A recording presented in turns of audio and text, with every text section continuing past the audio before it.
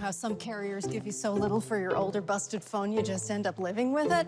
I don't think so. Verizon lets you trade in your broken phone for a shiny new one. You break it, we upgrade it. You dunk it, doggy bone it, slam it, wham it, strawberry jam it. We upgrade it. Get a 5G phone on us with select plans. Every customer, current, new, or business. Because everyone deserves better. And with plans starting at just $35, better costs less than you think. It's Monday, December 13th. I'm Dr. Ava, sitting in for Roland Martin, who's on a much-needed vacation. Here's what's coming up on Roland Martin Unfiltered, streaming live on the Black Star Network. Jurors hear about what caused Daunte Wright's death. The medical examiner testifies how the bullet that pierced his heart was the most significant injury. We'll have a live report from journalist Georgia Fort. As President Joe Biden's approval ratings drop, inflation is rising. We'll talk to the Senior Director of Research from the Center for American Progress to see if there is a correlation between the two. And the hits keep coming to Vice President Kamala Harris. We'll dissect the latest attack. There's a motorcade heading to D.C. from West Virginia, demanding the passage of voting and other policy legislation. Huge settlements for two wrongfully targeted black people. A Minnesota bank settles with a black man accused of trying to cash a fake check. And Chicago will be shelling out close to $3 million for a botched raid. There's a tour making its rounds to educate people about healthcare. We'll talk to the founder of Fresh about the accountability tour. And in our Fit, Live, Win segment, the secret to lowering your blood pressure naturally. It's time to bring the funk on Roland Martin Unfiltered, streaming live on the Black Star Network. Let's go. He's got it. Whatever the miss, he's on it. Whatever it is, he's got the scoop, the fact, the find. And when it breaks, he's right on time and it's rolling. Best believe he's knowing. Putting it down from sports to news to politics. With entertainment just for kicks, he's rolling. It's on go, roll, y'all. It's Roland Martin, rolling with Roland now. He's funk, he's fresh, he's real, the best, you know he's Roland Martin now.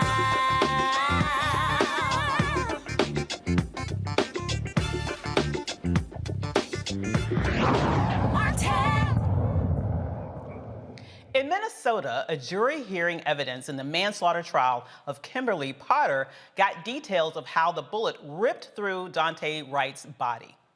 An assistant medical examiner told jurors that Daunte Wright's gunshot wound was not survivable. The lower left side of the chest, and I've peeled away the occlusive dressing that was placed in the field. And could you please, for the jury, just describe the difference between an entrance wound and an exit wound? In general? In general, and then as applied to the images that we see. Yes. In general, entrance wounds, entrance gunshot wounds, have a circular or oval appearance. There's usually some missing tissue in the center of the wound. There can be abrasions around the edge of the wound. This particular image that we're looking at here does show a wound that has those features. We will see a cleaned up version of this in subsequent images. And when you say those features, is what you observe here consistent with an entrance wound? They are, yes. And then if we could put Exhibit 119 on the screen, please. Could you describe what's shown here, please? So this is the picture of the right side of the chest, again with the occlusive dressing peeled back, showing an area of injury. It's difficult to see here due to the presence of blood, but this is the opposite injury. And when you say opposite injury, would you characterize that as, how would you characterize that? Yes, we will see that the injury on the left side of the chest is an entrance wound, and this will be shown to show features of an exit gunshot wound. It happened when we peeled back this dressing that you could actually palpate or feel the bullet directly below the skin adjacent to this wound. So that was a definite clue that this was the exit side. What, if any, compounds were found from the testing of the femoral blood? Cannabinoids were the only thing found in the decedent's system. And when you say cannabinoids, is that THC and its metabolites? Exactly that, yes. And are those related to marijuana? They are. Were those toxicology results that you received in any way significant with respect to your determination of cause and manner of death? No, they were not. And then on exam, did you find any natural disease or natural defect that would have caused Mr. Wright's death? No, the only thing we found were injury-related changes associated with the gunshot wound.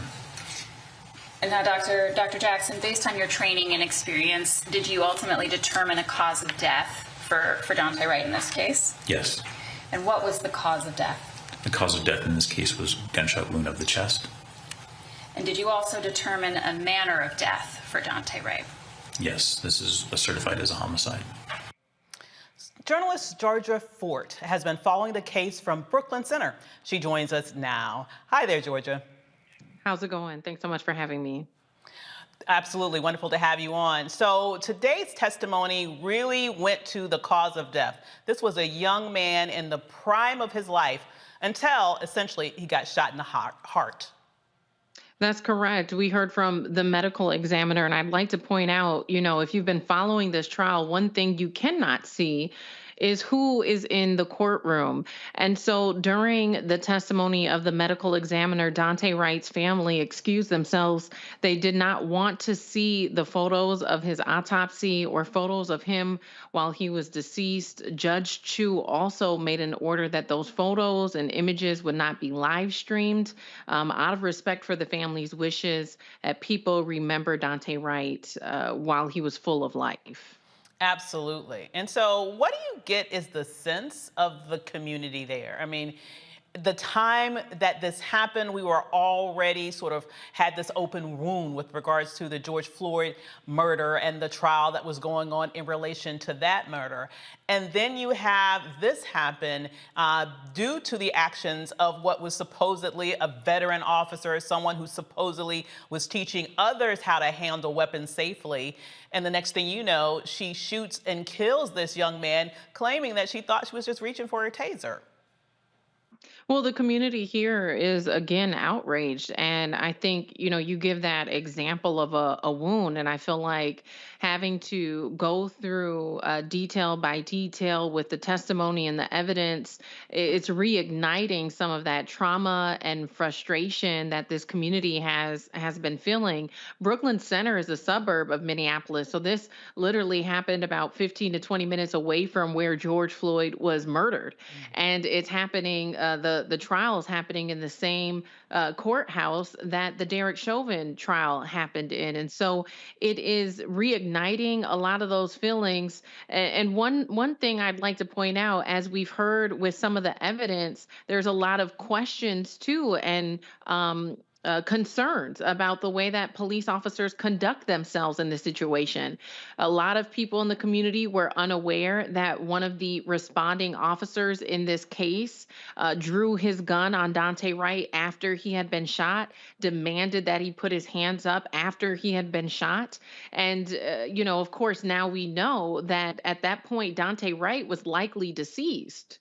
But what we're seeing unfold on some of the body camera footage that's being used as evidence in this trial is that a responding officer, rather than rendering aid for 8.5 minutes, he had his gun drawn on Daunte Wright. And that's 8.5 minutes that could have been used to potentially save his life. And so the community is reignited with their concerns of public safety, questions about whether or not police in this community are really in position to keep everyone safe, especially when they look like you and I.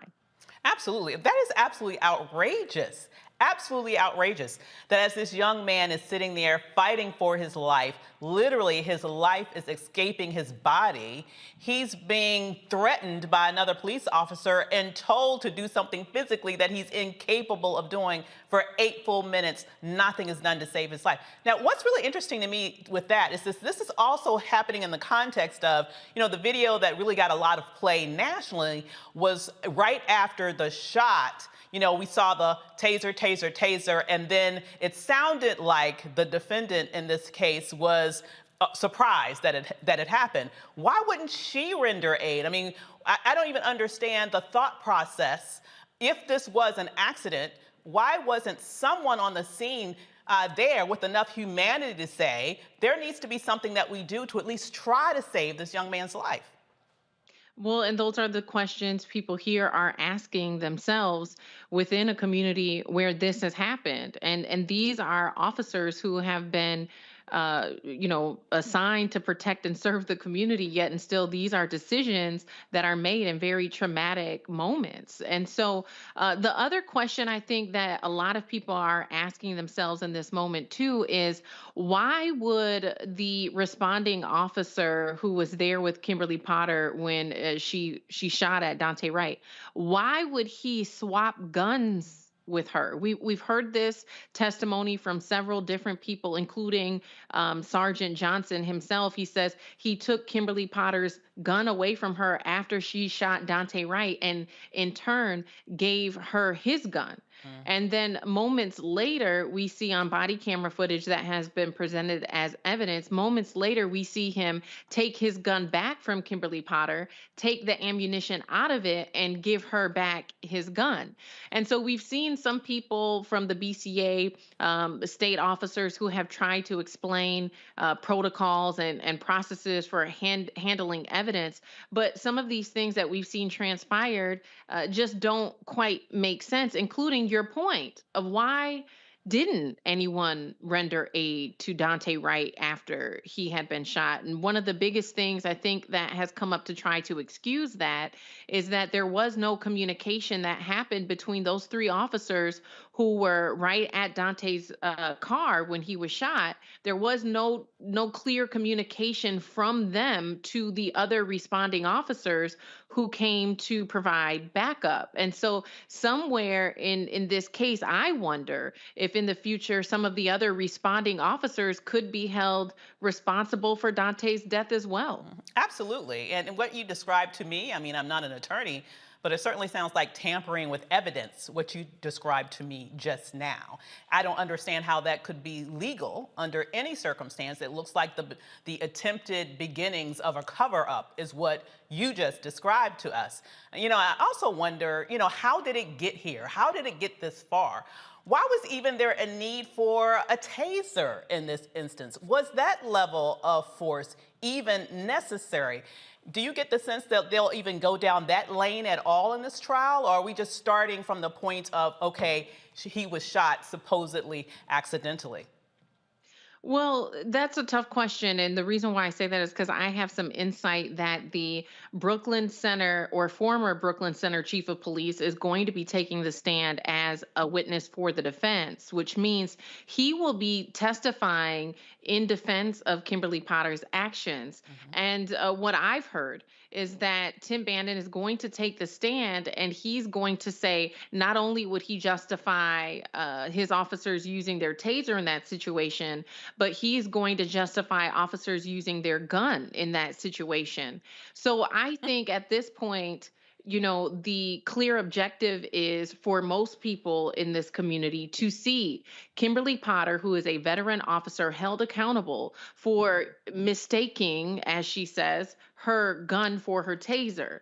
And then outside of that, we'll have to see if anyone else is held accountable. But at this point, people are sitting on the edge of their seat watching this trial, wondering if this is a situation where she could be found not guilty. Some of the jury instructions that have been published to the Hennepin County Court's website already have instructed jurors to acknowledge the fact that just because a mistake has been made doesn't mean a crime has been committed. And so I think that this is one of those trials where we are going to have to pay attention to every single detail. The defense has already asked for a mistrial at this point. We're going to have to pay attention to all of the evidence and the testimony and really be paying attention all the way up until the verdict is delivered to see which direction this goes. Well, I'm certainly glad that you're there to keep a close eye on all that's going on, because I have a feeling there's so much more that we need to be aware of as this trial progresses. Absolutely. Sounds like they're trying to set this thing up, I would have to say personally, as a situation where somebody's about to get away with murder. But thanks for joining us today. Absolutely. Thank you so much for having me. Absolutely. President Biden's approval rating is sinking as the inflation rate in the country reaches a 39-year high. Areas of great public concern have led to a new low in Biden's overall approval rating, measured by 5/13/30/80 at 43%. All of this while the White House deals with record number inflation numbers. Over the last 12 months, the index climbed some 6.8% before seasonal adjustments. This marks the most significant 12-month increase in nearly 40 years. Will Ragland, Senior Director of Research at the Center for the American Progress, joins us from Alexandria, Virginia. Hi there, how are you doing? Thanks for joining us today. Thank you, Dr. Avis. It's good to be here. It's great to have you. Now, these numbers are not looking great for Joe Biden as it relates to inflation, but how do we juxtapose that against earnings levels and an overall economy where employers are begging people to work, even though people are paying more? Are we at a point where actually, people actually have more excess money to spend? Yeah, I think that's a really important point. If you want to talk about records, look at this past year in terms of the number of jobs created. Nearly 6 million jobs have been created since January. That's a record. The fastest drop in unemployment since January, it's gone from 6.3 to 4.2. That's a record. Last week, we saw the lowest number of initial unemployment claims drop to its lowest point in 52 years. And wages are on the rise and outstripping inflation, by the way, for the bottom 70%, the working families. So, inflation, and I don't say that to minimize the real pain that a lot of workers and families are dealing with. Inflation costs are up. People are seeing higher prices at the gas pump. People are seeing higher prices in the grocery store. But President Biden is governing, and he's making tough decisions. And for the past 6 months, he's been negotiating legislation to help bring costs down for Americans who are being impacted by this. We're talking about real costs. We're talking about the cost of prescription drugs, the fact that seniors would save $4,000 a year. We're talking about the cost of childcare to get women back into the workforce. And those are big savings. We're talking $5,000 to $6,000 a year alone on childcare. We're talking $8,600 a year if we're talking pre-K.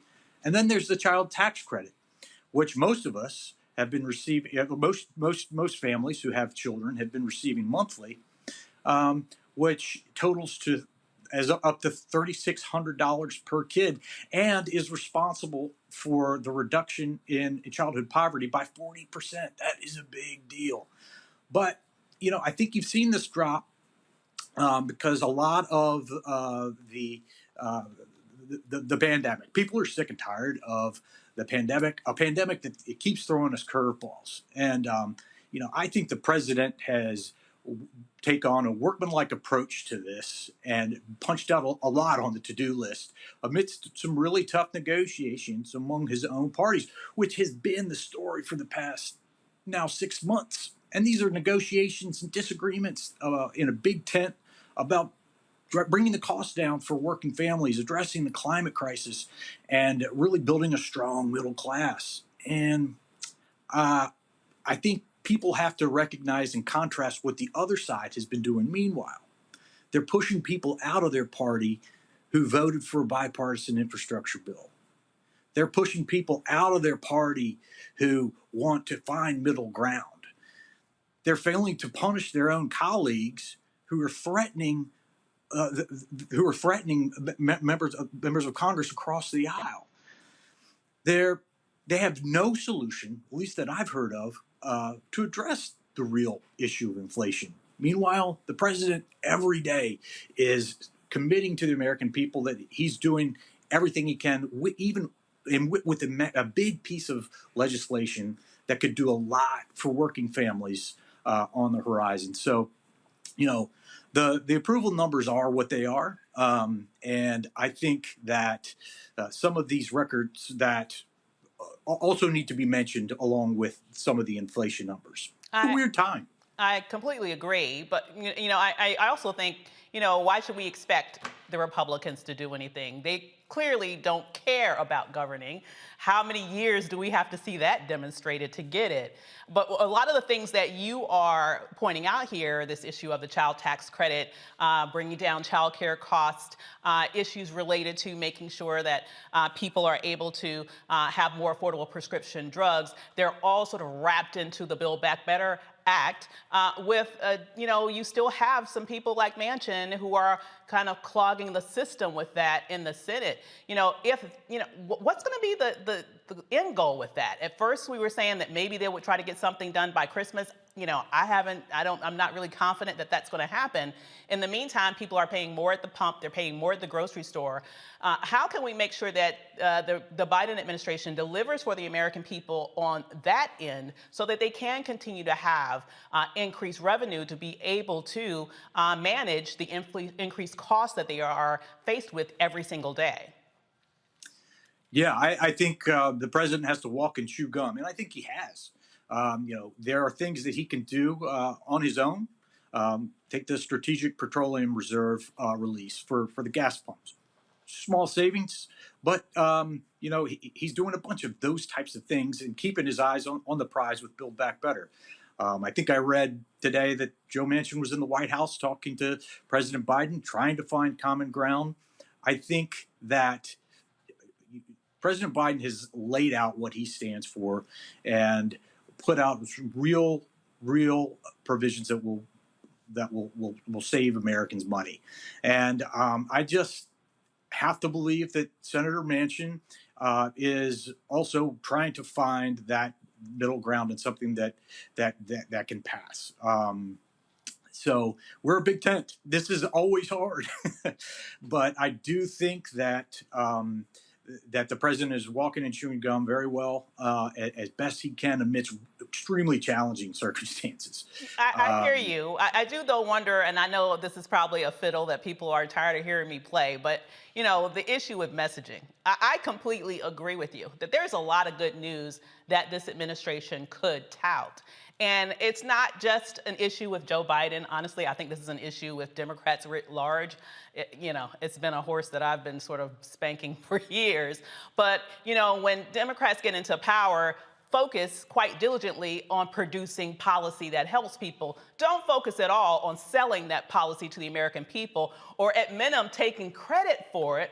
And at the same time, you have this very same people who are obstructionists go home and take credit for stuff that they voted for. What is going on with the Democratic Party with regards to how many times do you have to make the same mistake? When will they start focusing on not only getting caught in the minutia of actually the sausage making of public policy, but also understanding that you have to sell your ideas to the American public at the same time? That's the gum chewing that I'm not quite seeing.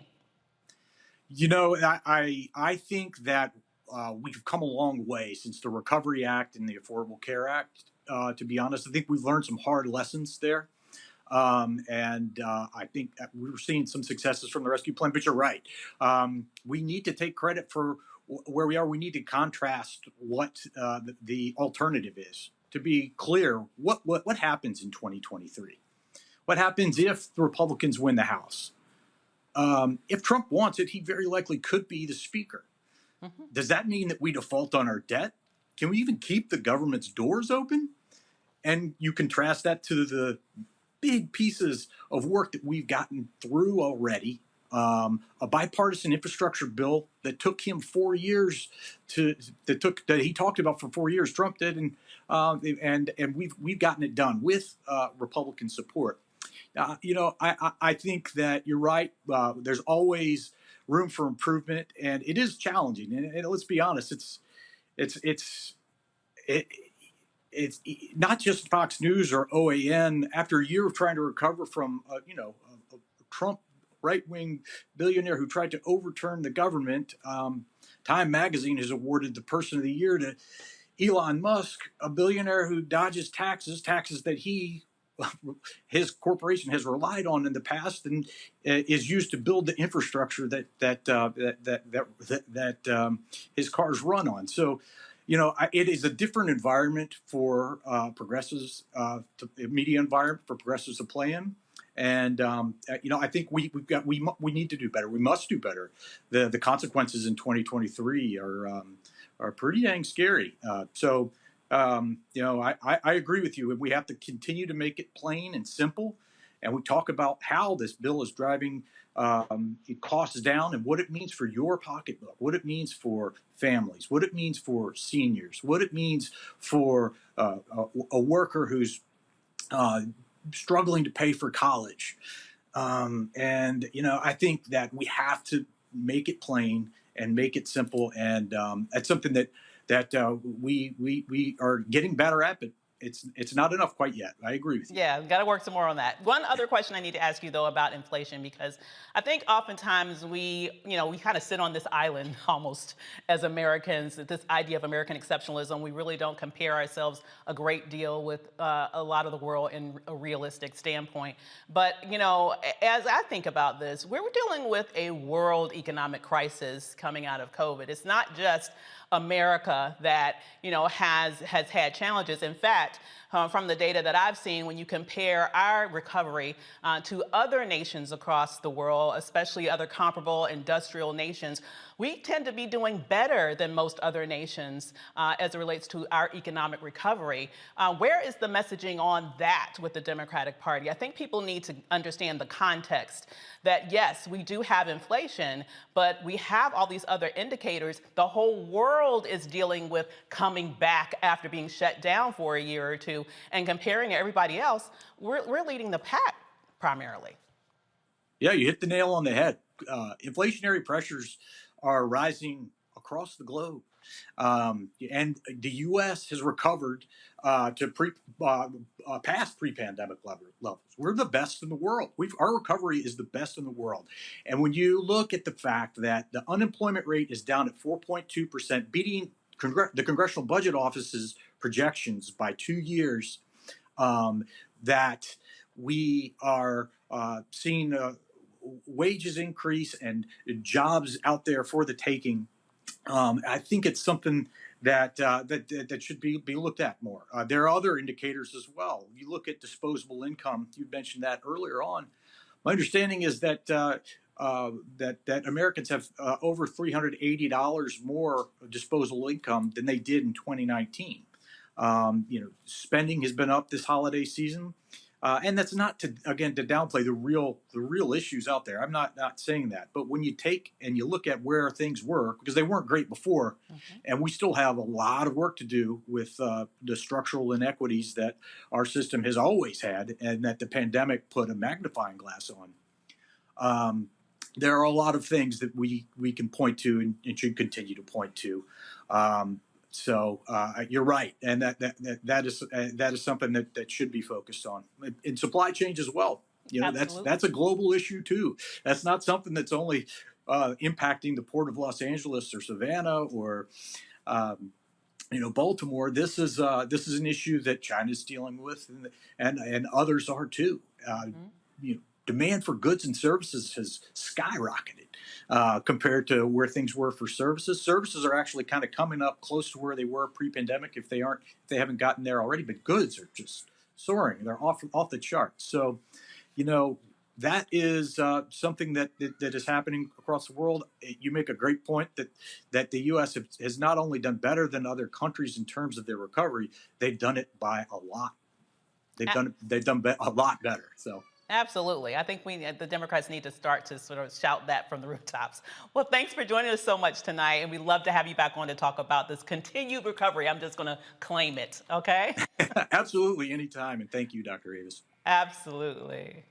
So now's a great time to bring in our amazing panel. Joining us tonight is Dr. Omekongo Binga, professor and lecturer at the School of Informational Service at American University, and Reverend Jeff Carr, founder of the Infinity Fellowship. So I am going to start with you, Dr. Omekongo. What do you think about the conversation that I just had about this issue of inflation, but the fact that, I'm just going to still toot this horn. it's a real challenge, not to downplay that there are people that are struggling to make ends meet in this moment. But to me, the Democrats are still struggling with providing some context to what we're experiencing right now. And I think that has a lot to do with these abysmal approval ratings that Joe Biden is suffering at this moment. No, absolutely. I think you bring up a lot of great points. And I think one of the biggest challenges is that the Democrats are busy doing so much infighting right now that they can't be on message. You see the Republicans are in lockstep with everything, voting rights, so many other issues. But between Manchin and Sinema and some of the other Democrats in the Senate that Manchin and Sinema are covering for, who are too cowardly to come up and speak up at the same level they are, there's just too much infighting. And I think what's happening is that people are putting too much attention on Biden, where they need to be putting attention on these other members of Congress, of the House, as well as the Senate. You got a guy like Manchin, who is a multimillionaire how many times over, and comes from a state where the average income for the year is $26,000 a year. So people should be knocking down his door. And there are many other senators who represent that type of mindset. I think that Jamie Harrison needs to also be out there with better messaging as well. We don't hear as much from him as we should. And really, if the Democrats can start to do that, then they'll start to see some of these approval ratings start to change a little bit.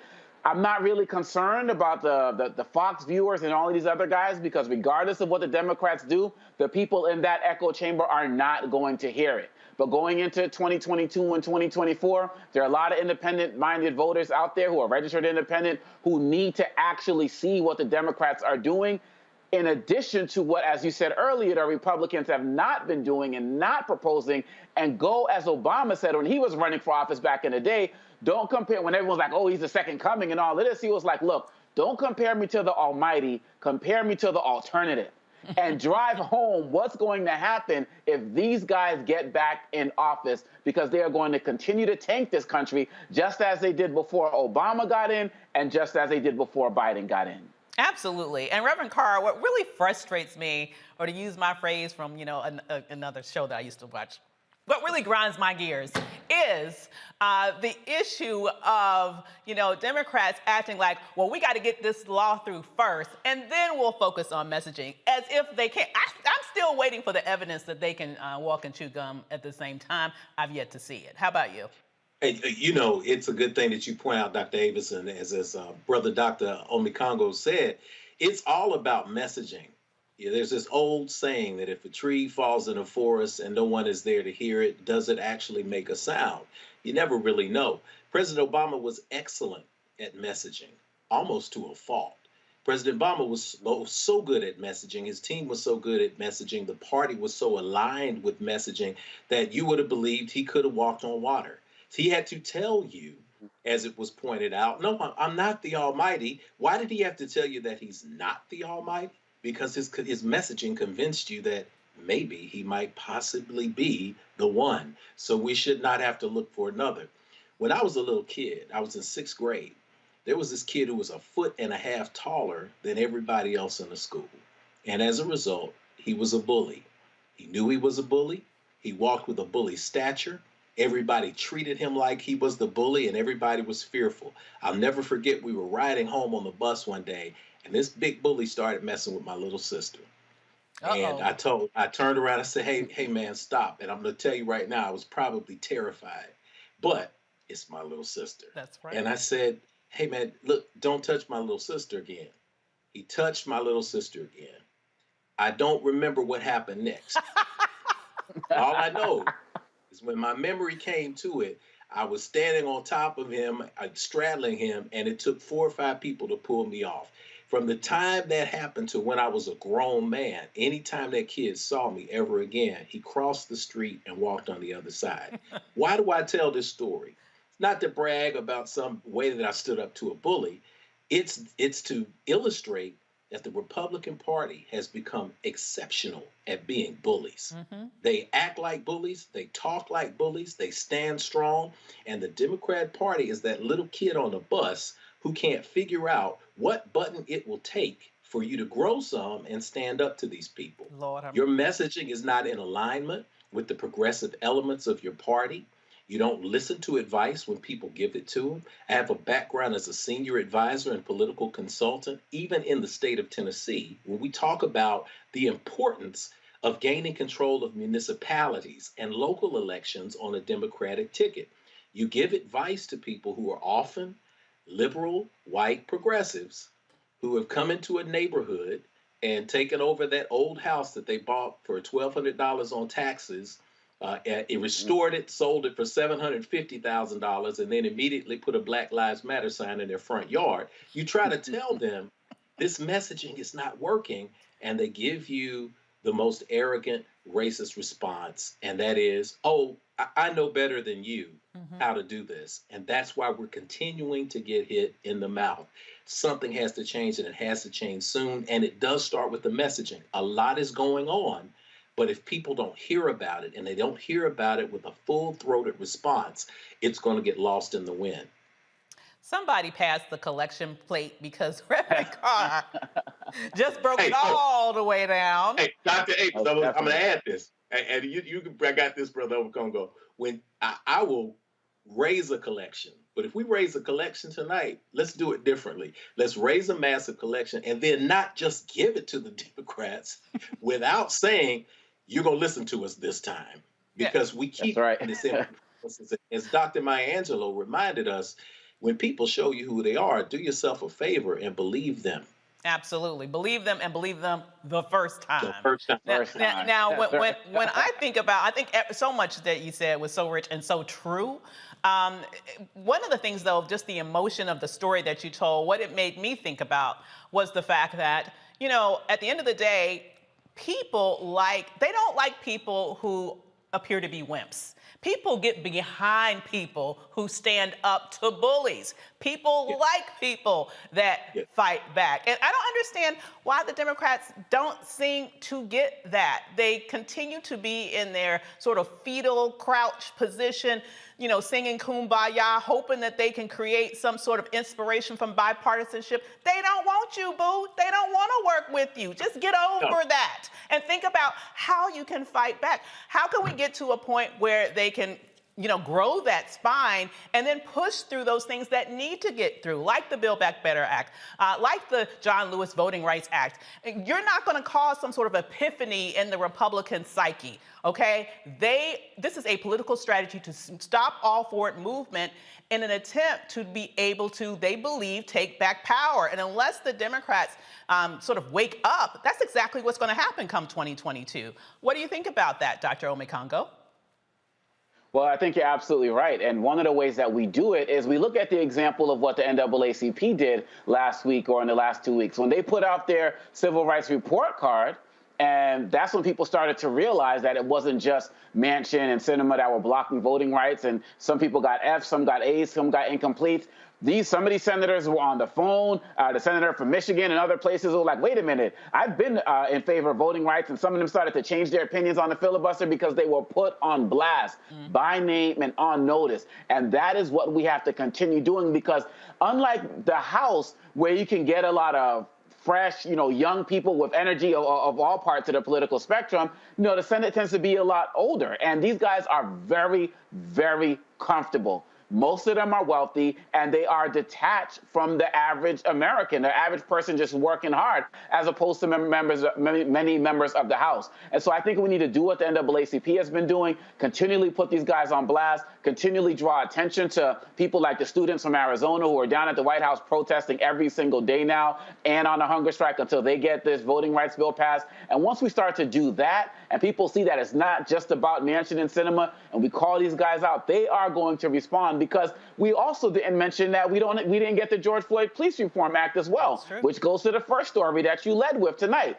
And there's a lot of people who are upset at the fact that we didn't get that and saying, see, Democrats can't deliver. Start calling them out. Take them to task by name on a daily basis, and we will start to see that shift. But too many of them are too comfortable right now because they are able to hide this with all of the infighting that's going on right now, and we need to call them out. Sure do. Sounds like a plan to me. So still to come, several Several organizations hit the road to demand the passage of voting and policy legislation. And later we'll tell you about the affordability tour and how you can lower your blood pressure naturally. Roland Martin Unfiltered will be right back after this break. You're watching the Black Star Network.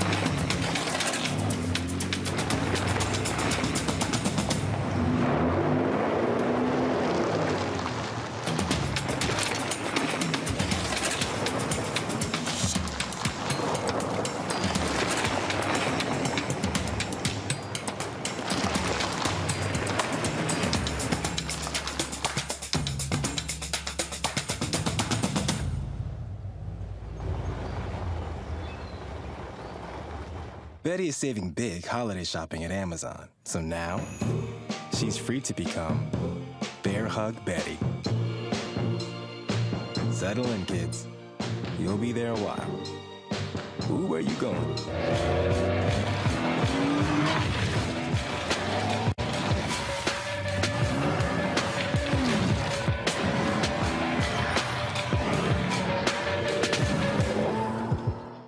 Hey, I'm Cupid, the maker of the Cupid Shuffle and the Wham Dance. What's going on? This is Tobias Trevelyan.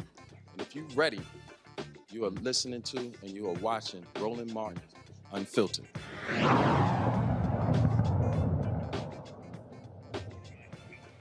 Today, several organizers with the Poor People's Campaign stopped to hold a rally in West Virginia before taking a motorcade to Washington, D.C. to protest for human rights. During the rally, demonstrators called out Senator Joe Manchin and urged him to do what's needed to be done in order for President Joe Biden's spending bill to be passed.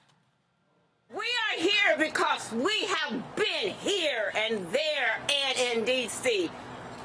since the winter, when we started working on this Manchin problem. Joe Manchin is doing something that is totally unacceptable to people in the United States. This is bigger than West Virginia, folks, you know. Yes, it is all of the United States. Yes. Joe Manchin, as you know, inherited this position from Robert Byrd. That's right. Joe Manchin claims to like Robert Byrd. Joe Manchin, as you know, is not like Robert C. Byrd, who you will see all over West Virginia, the names all over the place. So, what do I have to say to Joe Manchin? First of all, you're a big liar. Yeah. And you lie, and you lie, and you lie, and you lie. So just stop it. Stop it. Joe Manchin, how about this? Be like Byrd. We are here with with justice, with moral justice. We are taking to D.C. and we're taking our people with us. And we are standing as one. And we are not the cause of all these problems. The wealthy has consolidated all of our money. They have consolidated our power. They have consolidated, and now they're raising everything on us that we can't live. We have no choice but to stand up and fight, people. That's right. We are going to get sicker. We are going to get poorer. We have got to stand up and be one. We have got to fight back against this injustices that is being thrown at us and the lies. We are not buying the lies. We've lived long enough. We've seen these same old propagandas, and we're not buying them. Republican candidate for governor in Georgia and former Senator David Perdue is filing a federal lawsuit claiming fraud in the presidential and Senate elections. He lost to Democratic Senator John Ossoff in January 2021. Perdue, who has the support, of course, of former President Donald Trump, wants all of the absentee ballots recounted. Oh. Perdue has a particular interest in Fulton County, where Biden won by 73% over Trump, who only earned 26%. In October, a judge in Georgia dismissed a similar lawsuit that claimed election fraud in Fulton County. The New York City Council passed a new bill that would allow non-citizens to vote in local elections. This bill gives 800,000 green card holders and those who with work authorizations the ability to vote. Mayor Bill de Blasio said that he has mixed feelings about the new legislation, but did not veto it. Republican Senator Mark Rubio of Florida tweeted on Friday in response to the new bill, "No city which allows non-U.S. citizens to vote should receive U.S. government funds. Next week, I'm going to file a bill to make that the law." Over a dozen other communities nationwide that allow non-citizens to vote, New York City is the largest city to pass such a bill. So, Reverend Carr, thoughts about all of these stories? First, I want to start off with what's going on with Georgia and Perdue with this lawsuit, once again claiming voter fraud, because guess what? He lost and Trump lost. They both lost. They're both losers. And so now he's trying again to go back and claim that those big, bad black people in Fulton County did something nefarious, and that's why they lost. You know, what's dangerous about this continuing to blow this horn is that this is the lie that is leading to attacks against our voting rights, not only in Georgia, but all across the country. You know, Dr. Avis, I've said this on the show before, and I talk about the power of belief. And it's a very dangerous power because people are convinced to believe in something that may not absolutely be true. That may not even align with science or the numbers or even polls.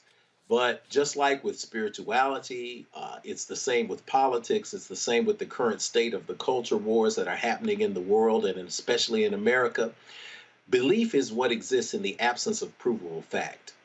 So when you're at a point where you absolutely believe in something or somebody, especially a mentality that tells you that fraud occurred, you can show people the ballots. You can show people the computers. You can take them and show them the lines of the people standing there, and they will use those three words that are the most dangerous words in America right now. I don't care. When a person reaches a point where they say, I don't care what you say, there was fraud. I don't care what you say, Fulton County is cheating. I don't care what you say, black people are going to destroy us and burn down our homes and rape our women and take our children out. When you can convince a large number of people of a belief like that, then you're going to cause a lot of problems. What's happening in Georgia, what we're seeing there, is not just happening in Georgia, it's happening all across the South. And it's a dangerous trend that's happening because the hoods are coming off, the masks are coming off. And people are beginning to use all of the old coded language, including election integrity. When you hear election integrity, it is code language for voter disenfranchisement.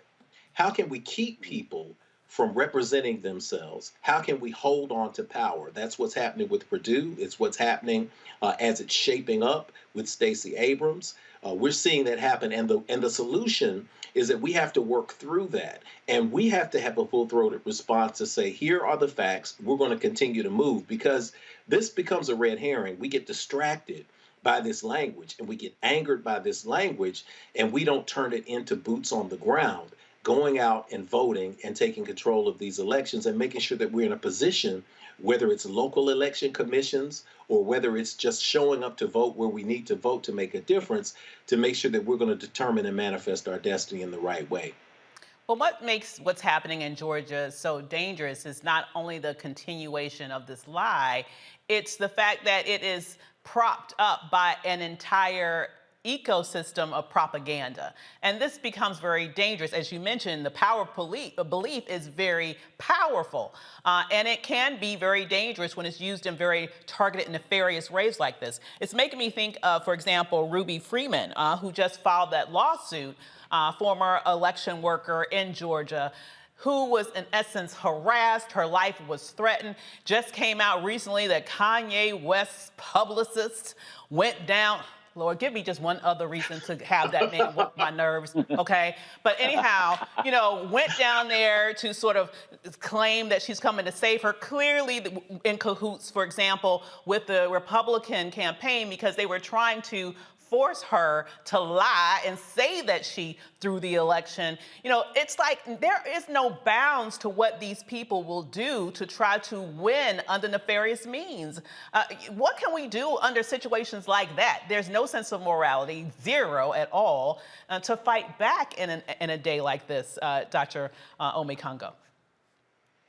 Well, I believe that in the times where we feel like we can't fight back against these ideologies, I quote Dr. King, who said we can't regulate morality, but we can legislate behavior. And what I mean by that is that we need to get these voting rights bills passed, because right now, Purdue he's not even the biggest threat right now. I mean, look what's going on with Mark Meadows and what he's put out. This is, as you're saying, as Reverend Carr is saying as well, this is an elaborate national plot to overthrow the government. Mark Meadows had a former congressman, a blueprint on how to overthrow the government, had the National Guard on standby to protect Trump's people. This is what they're actually doing in real time.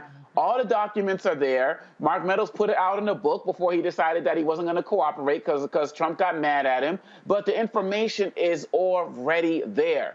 And really, at the end of the day, if we had the people who Trump is trying to get elected to office in 2022 and all of these guys who are replacing Raffensperger or people in Georgia and all of these guys, election officials, if they are the people, if they were in place in the last election, Trump would have won. And if these guys who are coming in to take over different electoral boards and all of this are in office for 2024, Trump is coming back. Goodbye, democracy. And again, senators are too comfortable acting like all of this, the gentlewomen, the gentlemen from this and that. This is nonsense. This is fight time. And the best way to fight right now is with that legislation. There is no doubt in my mind that they are going to do anything possible to get to power. And a lot of people didn't want to use the term treason because treason says that you need to be in cooperation with a foreign power in order to have that term treason. Well, hey, there's a little place called Russia that is actively supporting all of this, which is why Tucker Carlson is like more famous over there than some of the Russian journalists. So all of the signs are in place, all of the activism is in place, and everything that they are doing, we have the ability to stop. But the senators are holding us back. This is why we need to continually put them on blast with moves like what the Poor People's Campaign is doing, what I mentioned what the students are doing, and from Arizona and other places, Brother Joe Madison and his hunger strike, I see Steph Curry putting out commercials. We all have to have all hands on deck. Because if we keep getting comfortable, it's going to be Nazi Germany over again. And I'm not exaggerating. Hitler did not get more than 1/3 of the vote. People took Hitler as a joke. People looked at Hitler and didn't think that he was actually going to do the things that he said he was going to do because they thought he wasn't serious. Then he actually did them. People talk so much about the Holocaust and what Hitler did. We need to focus on how Hitler became Hitler because we're watching it in real time right now. Democracy does not die in darkness. It dies in the light of day. Absolutely. That's exceptional. Another drop the mic moment. We'll be right back for more after this break.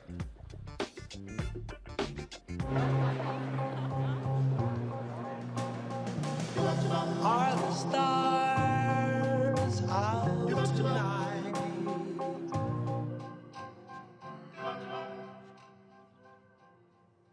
Alexa, play our favorite song again. Okay.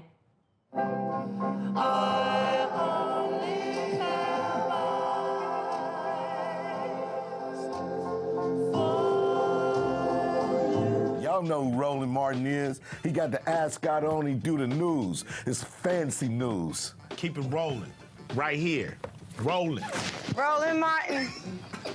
Right now. You are watching Roland Martin, unfiltered.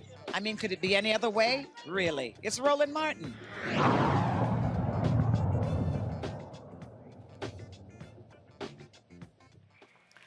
there's a tour that could be heading your way. Sorry, it's not headlined by your favorite artist. It's a tour filled with information about the benefits of the American Rescue Plan Act. It's called the Affordability Tour. And to share more about this important event is Reverend Pharrell Malone, founder Fresh, who is on the road right now. Hi there, Reverend. Good morning. How are you doing? I am doing great. So tell us all about this tour. It sounds so needed and so wonderful. What a great idea. Well, we did a tour earlier in the year during the summer months. It's called the 3V Tour, Voters, Vaccine, and Vision. And we talked about the American Rescue Plan. We talked about how communities can actually access the funding of the American Rescue Plan. This particular Fresh Affordability Tour, we're particularly concentrating on the Affordable Care Act, what we know as Obamacare. I am the regional health consultant for 8 southern states: Louisiana, Mississippi, Alabama, Northern Florida, Georgia, South Carolina, North Carolina, and Virginia. And we're with Fresh Communities. Fresh is the facilitating restoration for equitable and sustainable healthy communities. And we are working with IMS, and which is Integrated Management Strategies, and CMS, Center for Medicare and Medicaid Services, to put boots on the ground so that we can go into each community and let people know the awesome benefits that are available through the Affordable Care Act. Because of the American Rescue Plan, the Affordable Care Act has been shored up. And so actually, because of that new law, 4 out of 5 customers will be able to get coverage for $10 or less per month.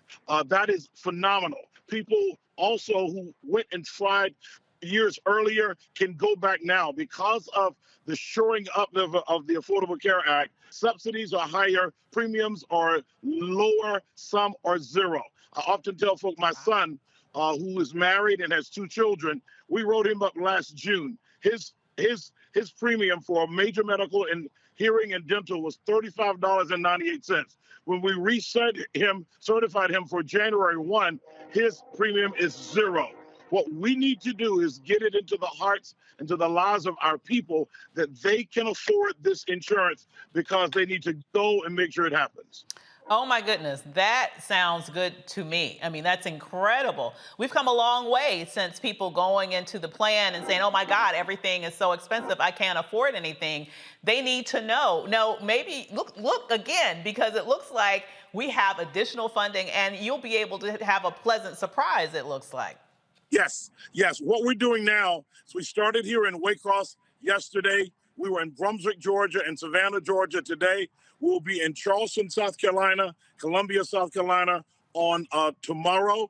Then we will be in Macon, Georgia, and Atlanta, Georgia on Wednesday, Birmingham, Alabama, and Montgomery, Alabama on Thursday, Mobile, Alabama, and Pensacola, Florida on Friday, and on Saturday, Tallahassee, Florida, Tifton, Georgia, and Albany, Georgia. We are ultimately excited about boots on the ground, getting the word out to the people in our community to let them know that they need to apply. Open enrollment is November 1st, generally to December 15th. It has been extended to January 15th. So anybody who gets enrolled by December 15th, they will be able to have their coverage start on January 1st. People who are in by January 15th, their coverage starts on February 1st. But we want to make sure they go in and get it in. While we're on our tour, not only are we sharing information, but we have federal navigators and assisters who are assisting and helping to get people enrolled. If they can't get enrolled on site, they're going to follow up with them to make sure they get enrolled. The numbers are up because we need people to get this insurance to help cut down the health disparity, make sure you can do preventive care and not have to go to the hospital, to the emergency room, and into ICU because we waited too long because we didn't have the coverage. You know, I'm so glad that you reiterated when the enrollment deadlines were, because I had heard a lot of messaging around December 15th, but I haven't heard a lot of messaging around the fact that it's actually been extended to January 15th. So if you've already gotten it, wonderful, you're good to go come January 1, but you still have time to go in there, do your research, make a good plan for you, because if you need a little bit beyond Wednesday or so of this week, you have that extra time now. No doubt about it. January 15th. We want to get people in as soon as we can because we know there's going to be a rush at the end. Yeah. So you can now go www.healthcare.gov and get directly into the program now.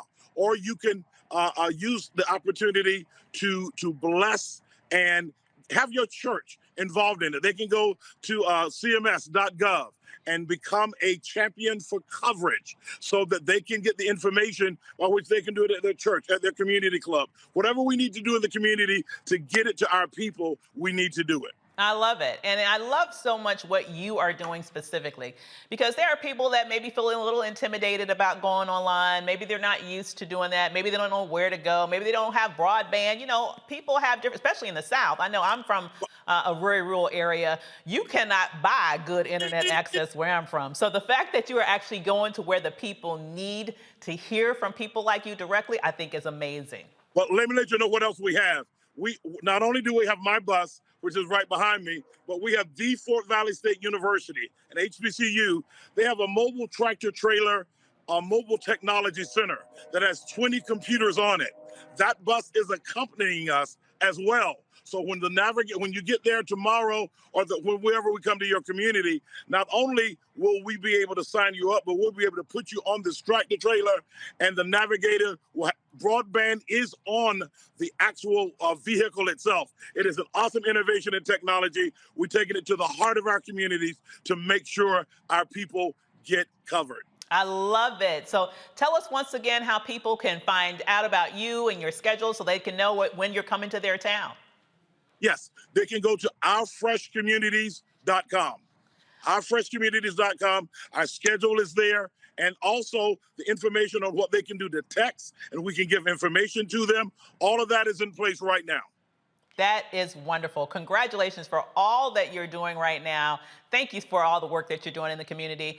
And we look forward to seeing you out there on the road. Thank you. God bless. Thank you. And we'll be right back with more after this break.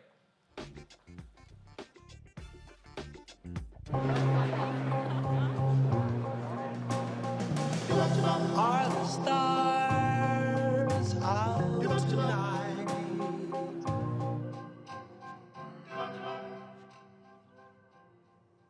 Alexa, play our favorite song again. Okay. I only have eyes for you.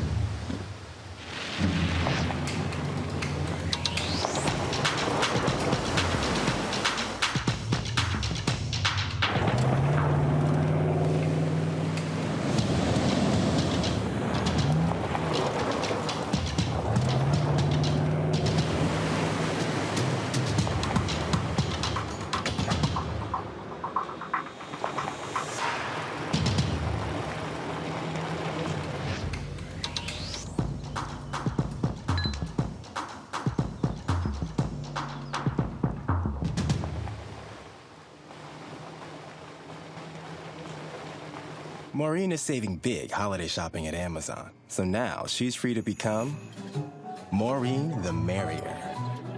Food is her love language. And she really loves her grandson. Like really loves. Hello, everyone. I'm Godfrey, and you're watching Roland Martin Unfiltered. And while he's doing Unfiltered, I'm practicing the wobble.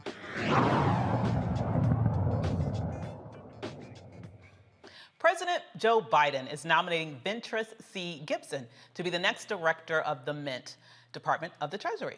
Gibson is currently the Deputy Director of the United States Mint and serves as the acting director. If confirmed, she will be the first African American to lead the U.S. Mint.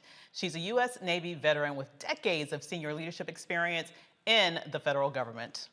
I like that. Black woman over the money, okay? Next. The attacks against Vice President Kamala Harris continue, this time from former right-wing speechwriter and Wall Street Journal columnist Peggy Noonan. In an excerpt of to the Journal, Noonan explains why she believed the vice president was struggling to connect with both the public and the power that be. The column reads in part, she loves the politics of politics too much and not the meaning. When people meet with her, they come away saying that what she cares about is the politics of the issue, not the issue itself, but even as she's obsessed with the game of national politics, she's not so far particularly good at it. Oh, really? Wow, how did she get to be vice president? But anyhow, when she sought the Democratic presidential nomination in 2020, she spectacularly flamed out. Noonan continues by giving VP Harris advice on moving for the rest of the term.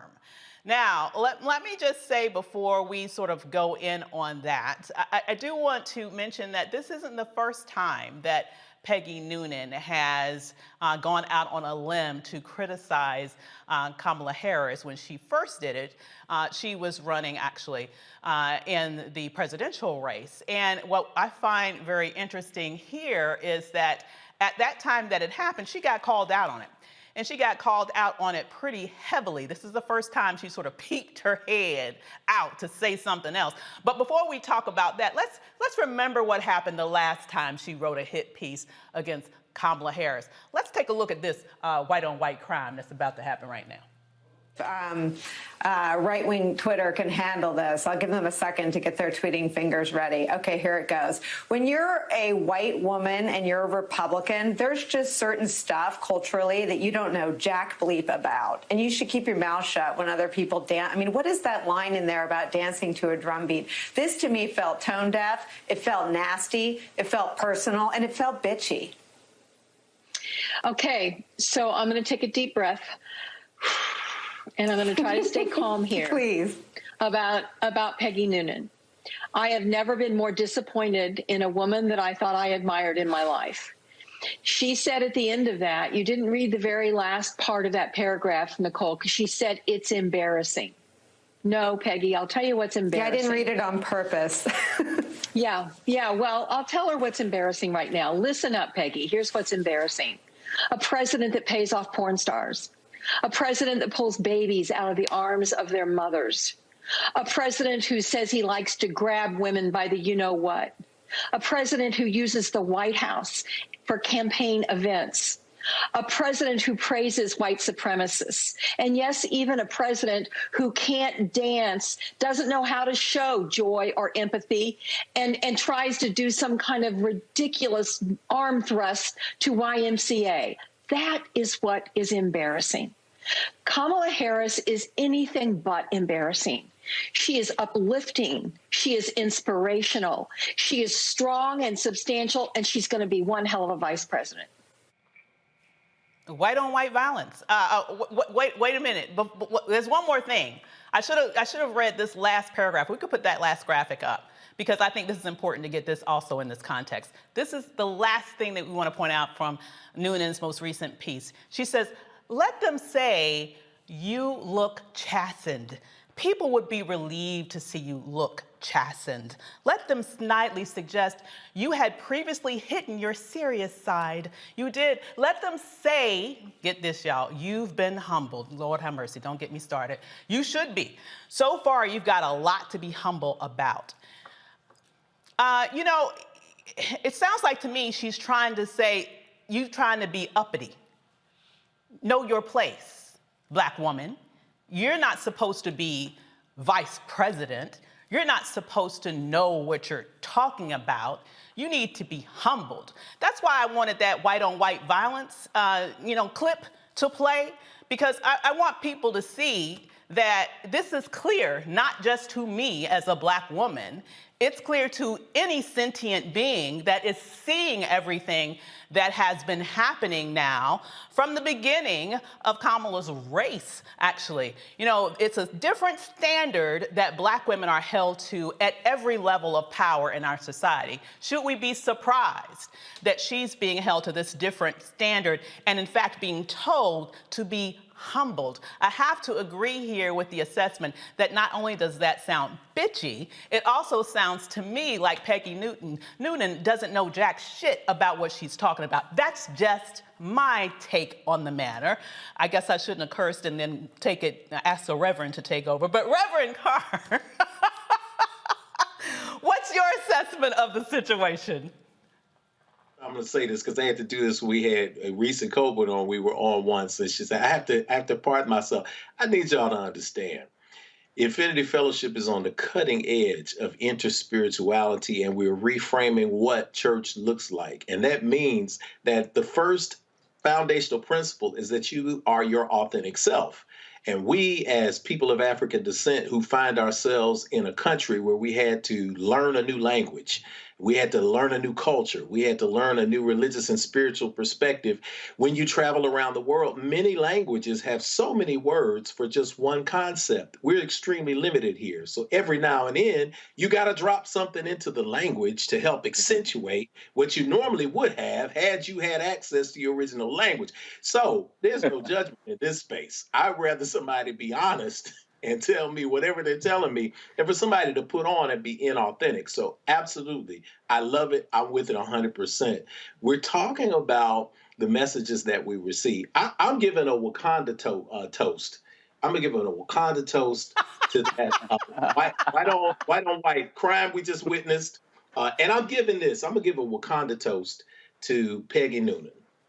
I'm gonna give it to you because at least at one point she mastered what we have been talking about, a common theme that has been here this entire show, and that is messaging. A kinder, gentler nation. Absolute, complete bullshit. Peggy Noonan came up with that, though, for Bush the First. 1,000 points of light, Bush the First. Wow, everybody got around that. Absolutely meant nothing in terms of action and proof for what happened in terms of people moving forward in our society at the time. If anything, we were set back, but she came up with that. However, we got to put it in context now. She's also involved in messaging now for the future because Kamala Harris is a threat.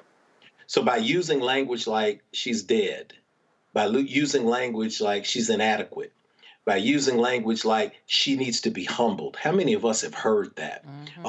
When we were standing next to a white colleague and they say something really, really strong and really something that's full of content, and people say, oh, my God, I just love his bravado. Oh, I love his confidence. Don't you love him? When he's on an athletic court and he takes over the game and he butts his chest and he throws the ball down. White guys say, God, I love it. The minute we do it, oh, they're so arrogant. They're so cocky. They need to be humbled. As my mom said, and my dad said, we've used it a lot on the show. Son, when you open up your mouth, you put your brains on display. Peggy Noonan is demonstrating how she thinks and what she believes, and she's speaking to a population of people. We filter old Peggy Noonan into new old Peggy Noonan, and we see that this is also the same woman who predicted with absolute confidence that Mitt Romney was going to win the presidency of the United States, based solely on her personal observation of a number of yard signs in the state of Florida when she was driving through it.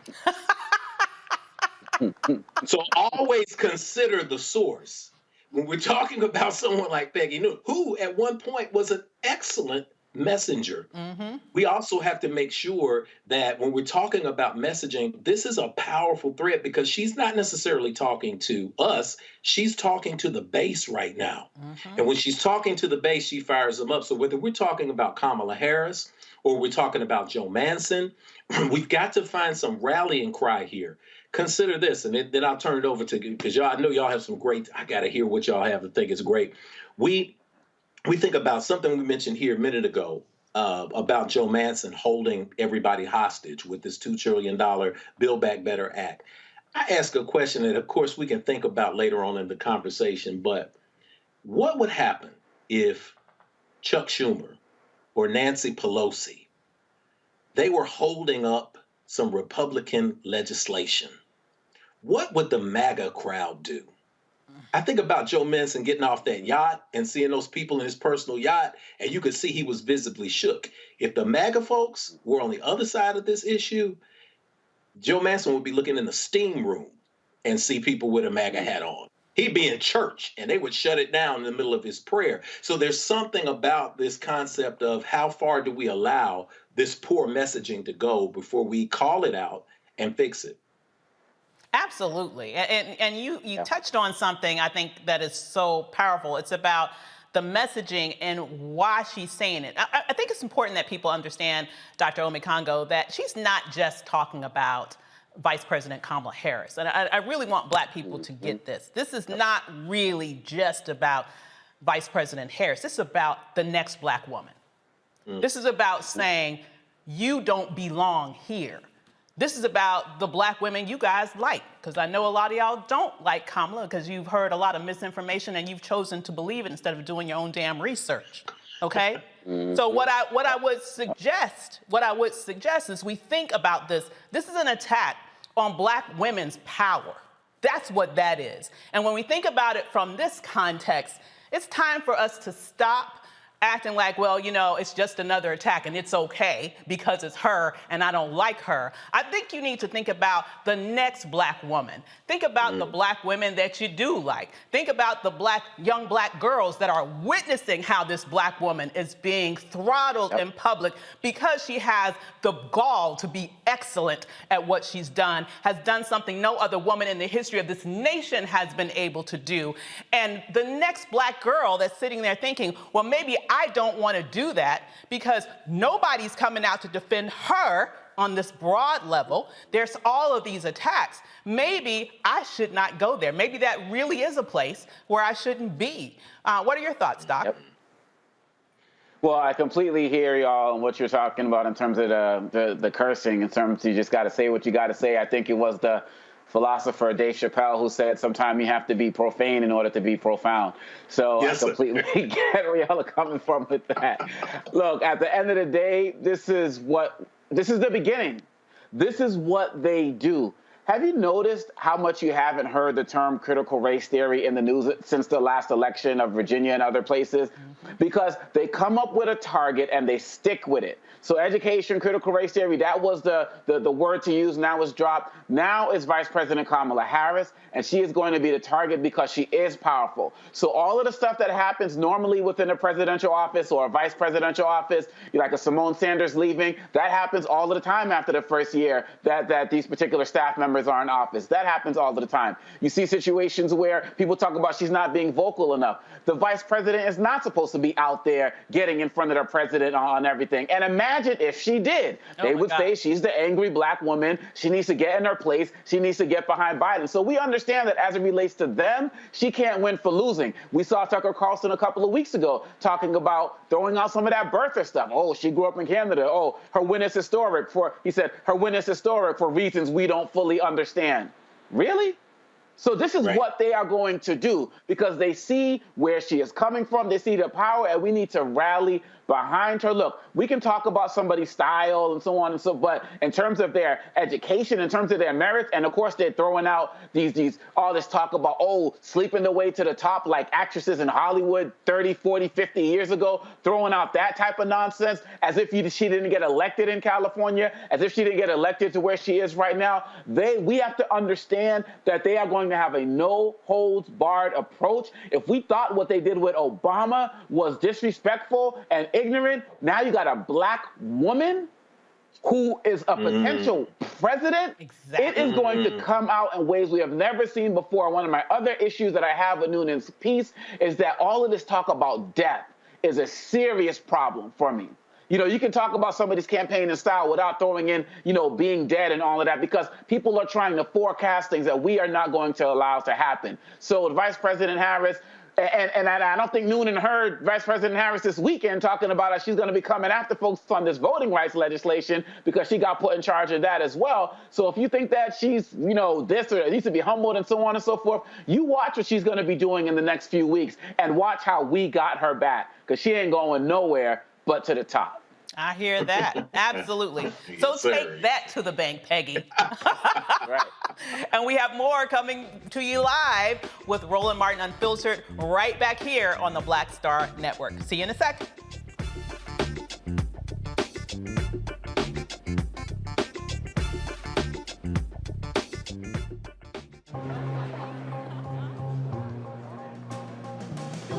Are the stars out tonight?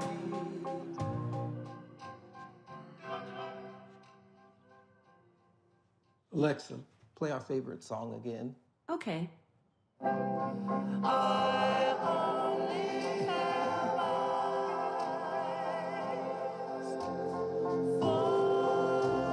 Yo, it's your man Dion Cole from Blackish, and you're watching Roland Martin Unfiltered. Stay woke.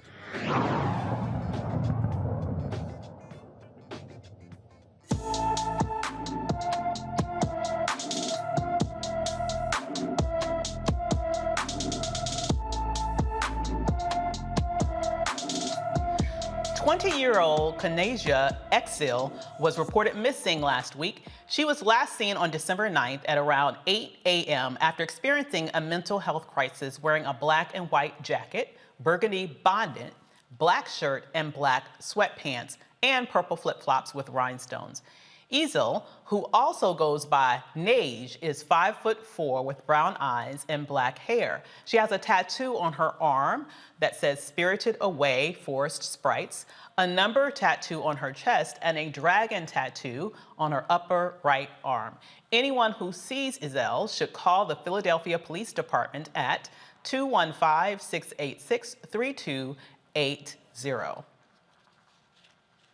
The Chicago City Council is expected to approve a $2.9 million settlement to a woman handcuffed while naked by police officers during a botched 2019 raid of her home. Ann Jeanette Young was getting ready for bed when police stormed into her home to serve a search warrant, but it was the wrong address. The council's finance committee unanimously recommended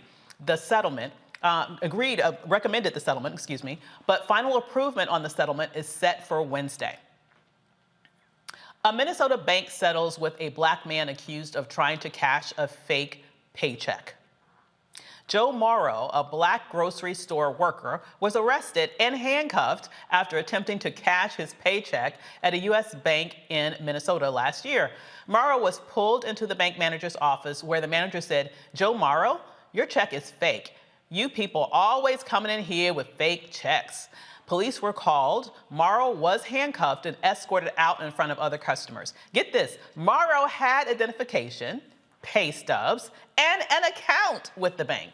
The bank CEO has apologized and says the company is adjusting its training programs so an incident like this never happens again. Training programs? How about firing program? I mean, somebody should have gotten a trip right to the unemployment line for that one, but anyway, I digress. Convicted murderer, former Minneapolis police officer Derek Chauvin could be changing his plea this week to charges that deprived George Floyd of his civil rights. Chauvin will have a change of plea hearing Wednesday morning in a federal courthouse in St. Paul's, Minnesota. Chauvin, along with 3 other police officers, pleaded not guilty. Chauvin is currently serving more than 22 years in prison for the May 2020 death of Floyd. Attorneys of the white men who chased and killed Ahmaud Arbery are asking for an expanded jury pool for their upcoming federal hate crime trial. A joint legal filing by prosecutors and defense attorneys asks a federal judge to seek the jury from the 43 counties that make up the federal court system's Southern District of Georgia. Jury selection is scheduled to begin on February 7th, 2022 in U.S. District Court. Greg and Travis McMichael and their neighbor William Rhodey Bryan were convicted of murder in a state court last month. The 3 white men have pleaded not guilty in the federal case. They're accused of targeting Arbery because he was black. So, Dr. Omekongo, this issue with these 2 murderers continue. Now they're asking for an expanded jury pool. Do they actually think they're going to find people in America who haven't heard about this case? Or is the goal just to find enough Southern good old boys that they'll get off anyway? Oh, absolutely. I mean, when you look at this trial from the very beginning, you had the defense attorney who said, we know we need more Bubbas on the jury. And so that is exactly what they're going to try to do. I think it's a great reminder to let people know that we still don't have a federal anti-lynching law. And this could have been a great case study for it right now, which is something we also have to make sure that we're getting past. But this is what they're going to do because they believe that and look, the fact of the matter is, there are people out there. I mean, when Walter Scott got killed and he was on the trial, I believe that there was a jury member who said, I just can't convict an officer. And of course, these guys are not officers or anything, but there are going to be people who just believe that these guys made mistakes or Ahmaud Arbery was the one who was in the wrong. And so they are reaching at anything possible. And I just hope that just as we saw demonstrated with this verdict, that there are people out there from all walks of life, from the entire spectrum, who are going to see that they just slaughtered this man, no matter how much the defense tried to paint Ahmaud Arbery as some type of runaway slave who left the plantation, or try to paint him as somebody who was aggressive as it relates to them, or somebody who actually was wrong to stand his ground when a gun was shoved in his face and that he was the problem. They were still convicted. And I believe at the end of the day, this is going to hopefully be an open and shut case no matter how big the jury is. I believe so. I mean, Reverend, how do you see this? Do you see this as an issue of no matter how they try to wiggle their way out of this, justice will continue to prevail in this case? Yeah, sure. I think justice is a concept that first and foremost, we ought to make sure that we keep faith and we understand that true justice is going to be a long arc and we're eventually going to win. We always win. The universe always corrects itself. It's always working for the good. So we can't lose hope in this situation. But just like we can't lose hope, we also can't leave it to chance that it's going to work out well. That's why we're here. Each and every one of us is here in the capacity that we're here, whether we're an upstander, whether we're in the world manifesting what we're manifesting, we're here to make a difference, to be the difference. So even this show gives us an opportunity to give information to people that they would not get anywhere else. When you're widening the jury pool, you're very much looking for people who will be sympathetic. You're not only seeing that happen in the case of Chauvin, who had to take a guilty plea ahead of time, throw himself on the altar of justice. He's throwing himself on the altar of justice because he's hoping that the judicial system will favor him and not go as hard on him. He doesn't want to take a chance with the jury and see the same outcome. But we're also seeing this in the Minneapolis case, in the case with Daunte Wright, the shooting of Daunte Wright. It's about jury selection, but it's also about painting the narrative and what it is. What you're going to hear in that case is you're going to hear something that is created to help manipulate the humanity of a jury. It's a concept called slip and capture. You're going to hear that come up. That concept says that the police officer, when under stress, it's a theory, never been proven, but experts are going to be testifying that when an officer is under stress, they actually can slip and revert to their habits, and their habits include pulling a gun. Never mind that in the case of that officer, the taser is on the non-dominant side, the left side. The gun, the Glock, was on the right side. The taser is half the size of the Glock. Never mind, you slip and capture. This is the narrative that goes to a jury. And if you can find people on that jury casting a wide net who will sympathize with the police officer, and you reinforce that with the true slip and capture, and that is, I slipped up, I killed a black man, so what I'm going to do is slip it, capture, weaponize, using my habits, what I know to weaponize, and that's my tears, and that's my emotion, and that's my sympathy for my fellow officers who will switch out guns with me. So the real slip and capture is, how do I capture the hearts and the sympathy of people who are going to let me get off with flat out murder? So these are the issues that are coming up in all of these trials as a continuous theme. Absolutely. And no lives were on the line here, but I just have a question. What the hell is going on in Minnesota? Now, this story here about Joe Morrow, a grocery store worker, going in to cash a check at a bank that he has an account in. He has his payroll sort of stub. He has his ID. He works, let's just be honest, he works at a grocery store that was not $1 million check, y'all. Okay, I think it's safe to say that. Okay, $900. Thank you. I mean, it's not like he was asking for all the money they had in the damn bank, you know. And what the heck is going on?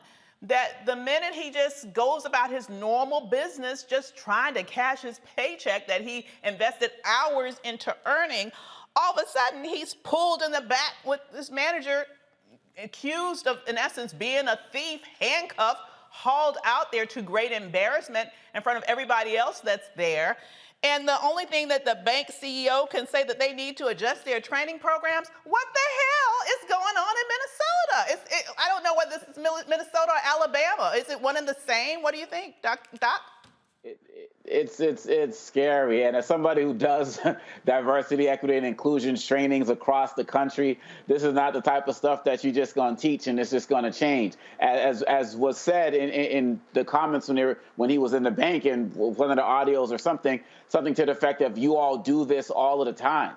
So in terms of trying to cash these checks, so they've already established that this is common practice for them to view us with suspicion. And so really at the end of the day, I'm so happy for this settlement. We don't know how much it is, but it's when people get hit, as Johnny Cochran said, when people get hit in their pocketbooks, that's when their hearts and minds will follow. And really at the end of the day, we need to see more of these lawsuits. It's a shame what happened, but I can guarantee that they're going to have something that's going to happen in that company that's going to make sure that this isn't going to happen on a regular basis again. But unfortunately, it's not because they're going to believe that racism is wrong, but because they don't want to pay out these fees. But whatever it takes for us to be able to walk in and walk out with some dignity for accounts that we have at this same bank, I hope he's looking at a different bank, maybe a black bank right now. I don't know. But, there should be some other people who should be closing their accounts there as well. Absolutely. And when you think about people reverting back to behavior, I think about it as it's not just them reverting back to actual behavior that they've sort of created habits out of just in terms of muscle memory. To me, it's about behavior that's related to perceptions, behavior related to assumptions, behavior related to what your mind thinks and perceives as a threat, a physical threat, or either some sort of criminal activity, that when you see this black man, be it in a bank or be it in his car, just trying to not get a ticket, all of a sudden, your brain goes to the farthest, most extreme interpretation of the situation that leaves one man dead and another man being paraded out like a criminal when all he's trying to do is to make money for his family and be able to feed his family in a legal way in which all of us look to do. Right, Rev? Yeah, I think y'all are touching on some really important points. And I've got 5 kids, and I've got them from 26 down to 10. So I try to stay in touch with the nomenclature, the words that people use in this day and age. If I had to use a millennial word, I would say this situation with the bank is a little bit triggering for me. And it's making me feel some kind of way. If I were to use that terminology, I think all of us have had that experience. That experience of having to be questioned, right, Doc Davis? You've had that experience, We've right? been followed around stores, and it's really interesting how it changes, for me at least, at different points in your life. So when you're younger, they're following you around the store because they think you're trying to steal something, like as if you can't afford to be there. And then when you're older, they follow you around the store because they assume you work there. No, I don't work here, ma'am. Right. I can't tell you where you can find that because I don't work here. Either way, it's the assumption that you can't be there as a regular customer like somewhere else, anyone else. And so this is just probably one of the most extreme and most humiliating ways in which something like this can go down. And it may not be extreme. I think about when we think about what happens in the Deep South or south of the Mason-Dixon line, I'm reminded of something I believe it was Malcolm X said anything south of Canada is the Mason-Dixon. So when you're thinking about this, and I'm in Nashville, Tennessee, and I remember I was 19 years old. True story. I was 19 years old. I've been through the required black man training of how and when to drive by my father and fathers before him.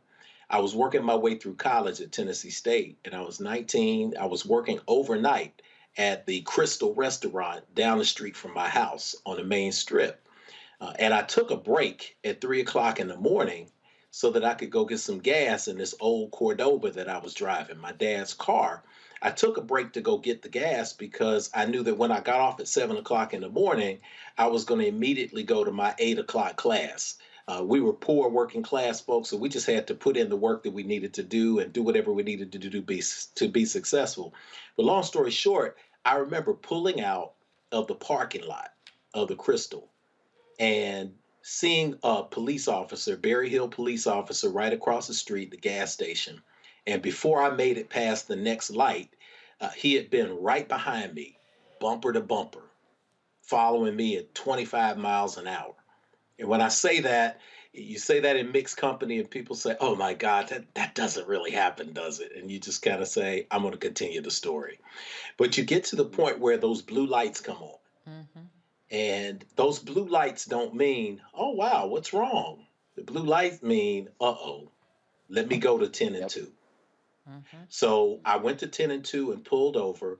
And all of us are human beings. This epidermal layer, this skin thing, it's a social construct that we made up. So we all naturally have the same responses. And I always tell people there's an inner white man in me that exists. And he speaks out loud sometimes, and I have to suppress him and remind him that the outer man is a black man. So when I get pulled over and the officer comes up and shines this spotlight on me, the inner white man in me screams, what the hell do you want, Chief? But the black man in me who has filtered this says, can I help you, officer? Mm-hmm. What are you doing out here? Yep. Absolutely. I'm going to get some gas. Why are you out so late? The inner white man said, why are you out so late, Barney Fife? But the black man in me says, I'm just going to get some gas. I'm at work and I'm taking a break. He says, where do you work? He shines a spotlight on me. I have a brown pair of crystal pants on, a shirt with Crystal Restaurant on it, a name tag with the Crystal logo, and a visor with Crystal on it. And again, the white guy in me wants to say, 2 blocks right there at the Crystal. Can't you see what I got on? But the brother in me says, I work at the Crystal. Which one? Without moving my hands from the steering wheel. On the Congo, right? Move your hands from the steering wheel. You take a chair. Yes, right? sir. Mm-hmm. You take, so yes, sir. I nod. I say, the one behind me there. If I call there, will they verify it? Wow. Wow. So you can just walk in the store and get a full Crystal uniform, apparently. Apparently. I don't know where they selling crystal outfits at 3 o'clock in the morning. So he says, okay, let me have your license. Do you know this man went back and to his car? He not only called my license and saw no problems, but he called the restaurant and the manager and verified that I worked there. He came back to the car, handed me my license, and he said, be careful. And I drove to the gas station with that feeling of powerlessness, but at the same time, that weird feeling of gratitude that somehow I had reached that accomplishment that we reached of dodging the bullet, that I would see my family again, that I would grow up and get married and have kids, that I would finish college. And I was a step closer to that. And that's a feeling many people don't have. But when you go into that space where you go into a bank, the stereotype is you don't want to work, so you get a job and you get a paycheck. Well, we don't believe that this is your paycheck. We're going to handcuff you. I am celebrating the small victory that the brother got from the undisclosed settlement. I'm also celebrating all of us, men and women, who every single day have to navigate to a space where we're concerned when those blue lights come on, if we're going to make it and be able to see the next day. Each little victory counts. Absolutely. Totally agree. That's right. So there's a lot more to come on Roland Martin Unfiltered. We have to take a quick break, but we will be back soon. You're watching Roland Martin Unfiltered on the Black Star Network. See you in a sec.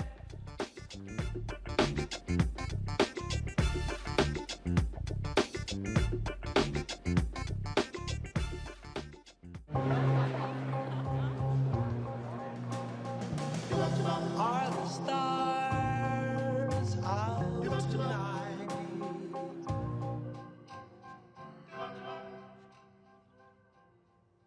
Alexa, play our favorite song again. Okay.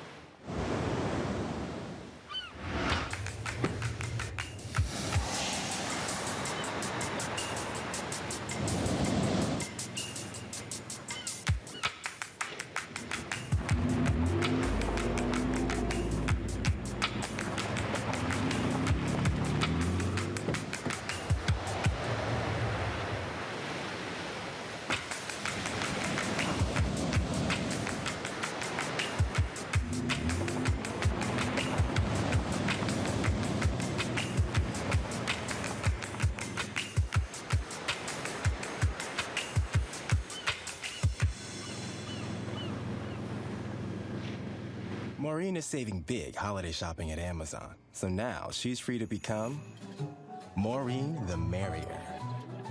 Food is her love language. And she really loves her grandson. Like really loves. Hi, I'm Vivian Green. Hey everybody, this is your man Fred Hammond, and you're watching Roland Martin, my man, Unfiltered.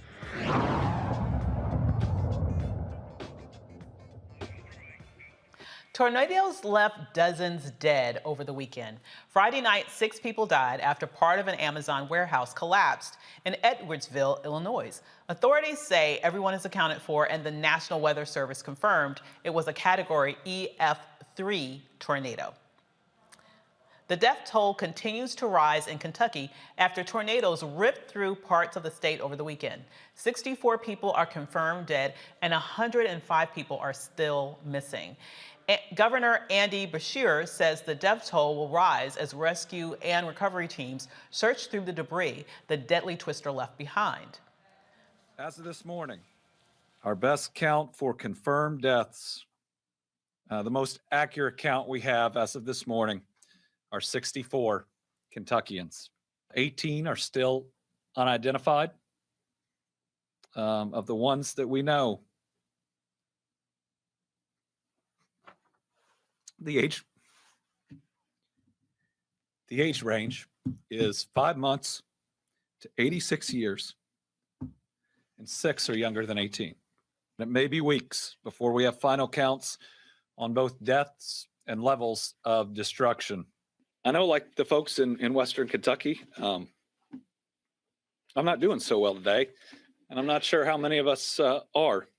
I was working on getting the confirmed deaths this morning and realized I was writing on the back of notes that one of my kids took from school. And here's what it is. It's notes on inertia. It means that an object that's in motion will stay in motion. So we're going to keep putting one foot in front of the other and push through this. Everybody out there, get the help you need. Take care of yourself, and we'll continue to provide updates. To the people of Western Kentucky, we're not going anywhere. We're going to be with you today. We're going to be with you tomorrow, and we're going to be there with you to rebuild. So tragic. 300 National Guard troops are helping to clear roads. President Biden is expected to visit the state on Wednesday. United States COVID deaths have surpassed 800,000, more than any other nation worldwide. In the last 74 days, there have been more than 100,000 deaths. Medical professionals are urging vaccines, social distancing, and masks as precautions to stop the spread of the virus. Scientists and health officials are battling over a war against COVID and vaccine disinformation, and hope citizens will heed scientific-based medical advice. Dr. Omikango, you know, when I hear about, first of all, this huge tragedy that we just saw with regards to the tornadoes, one of the things that I think about is that in times like this, you really do begin to see humanity among our citizenry when people begin to feel empathy about that situation. But when you juxtapose that against the fact that you also have this huge contingent of people who have been spreading lies now for years at this point that has also led to death. And we don't see the same level of humanity with regards to the recklessness of disseminating misinformation and how that can lead to 800,000 deaths, the most in the world. It seems to me that we have a long way to go in this country when it comes to really fomenting a culture where we do look out for our brothers, our neighbors, those that we claim to care about as fellow Americans, because every life is precious. You're absolutely right. And when I see the response that's happening to this hurricane, and, my heart goes out to everybody there, and we all need to support in every way that we can. This hurricane didn't ask what your religion was, what your political affiliation was. It took lives. And really, at the end of the day, we're all supposed to come together to support any type of rebuilding that needs to happen. And it makes me think about when COVID first hit, we had the same mentality about COVID as we do about these hurricanes. We're all in this together, take care of each other, until the racial data came out. And when people found out that Black and brown people and people of lower economic status were affected more, it was liberate Michigan. It was, we're going to be all right. Even Trump declared a national emergency. But then the office that, you saw Jared Kushner looking at, well, maybe we should provide the vaccine to states and regions that support us first. He was having red and blue maps. Luckily we have a president with a little more humanity right now who's trying to help everybody. But you're absolutely right. And so when you add in this misinformation, plus the poor leadership we had in the beginning, that led to about almost 500,000 deaths before Biden came in. And you see that there's an actual industry built around disinformation and misinformation. And if we could really come together as we did in the beginning to get people to understand that we were all in this together, then people would support the vaccines, they would support the mandates, they would support the mask wearing, they would support all of that. But again, people have this mentality that their freedoms to do what they want to do means a license to kill their neighbors, but through infecting them with COVID. And we have to have a little bit more common brotherhood and sisterhood and personhood in order to get through this as we're going into now a third year of dealing with this virus. Absolutely. And all of its descendants. Absolutely. Yes. And when I think of it, it's almost like the quote unquote pro-life party is really the pro-death party. When you see how they handled this COVID situation, it's not even incompetence, it's not even mishandling, it is intentional propaganda that is leading to deaths. There is no excuse when you think about the fact, Reverend Carr, that we like to say that this is the greatest nation in the world. We like to say that there's nothing that Americans can't do. We like to lean on this idea of American exceptionalism. Hell yeah, we're exceptional. We're the worst nation in the world when it comes to COVID. More people have died in the United States related to this pandemic than in any other nation in the world. That wasn't by accident. If you ask me, in many ways, that was intentional. Of course it is. And when we have this myth of American exceptionalism, when we start to move into the space of belief that we're living in the zenith of civilization, we often forget that civilization's root word is civil. Civil speaks to the social order. So we should be in a space where everything is equal, right? And again, Doc, when you're talking about diversity, equity, and inclusion, we often do the diversity. We also often do the inclusion, but we forget about the equity. And the equity is about resources. It's about the money. It's about the forces. Now, in these situations here, with over 50 million people infected with COVID, some strain or some variant, with over 800,000 deaths, that's larger than some U.S. cities' entire population. It's tragic. You couple that with natural disasters. We're doing natural disasters. I probably look gruff because at my house we've been without electricity for 2 days because we caught the tail end of the tornadoes that hit in Tornado Alley this time, but last year hit Nashville directly. But to the people who are there in in Evansville, Illinois, to the people who are in Kentucky. I think the ticker is up to 74 who have transitioned into life after life, and 109 people who are unaccounted for.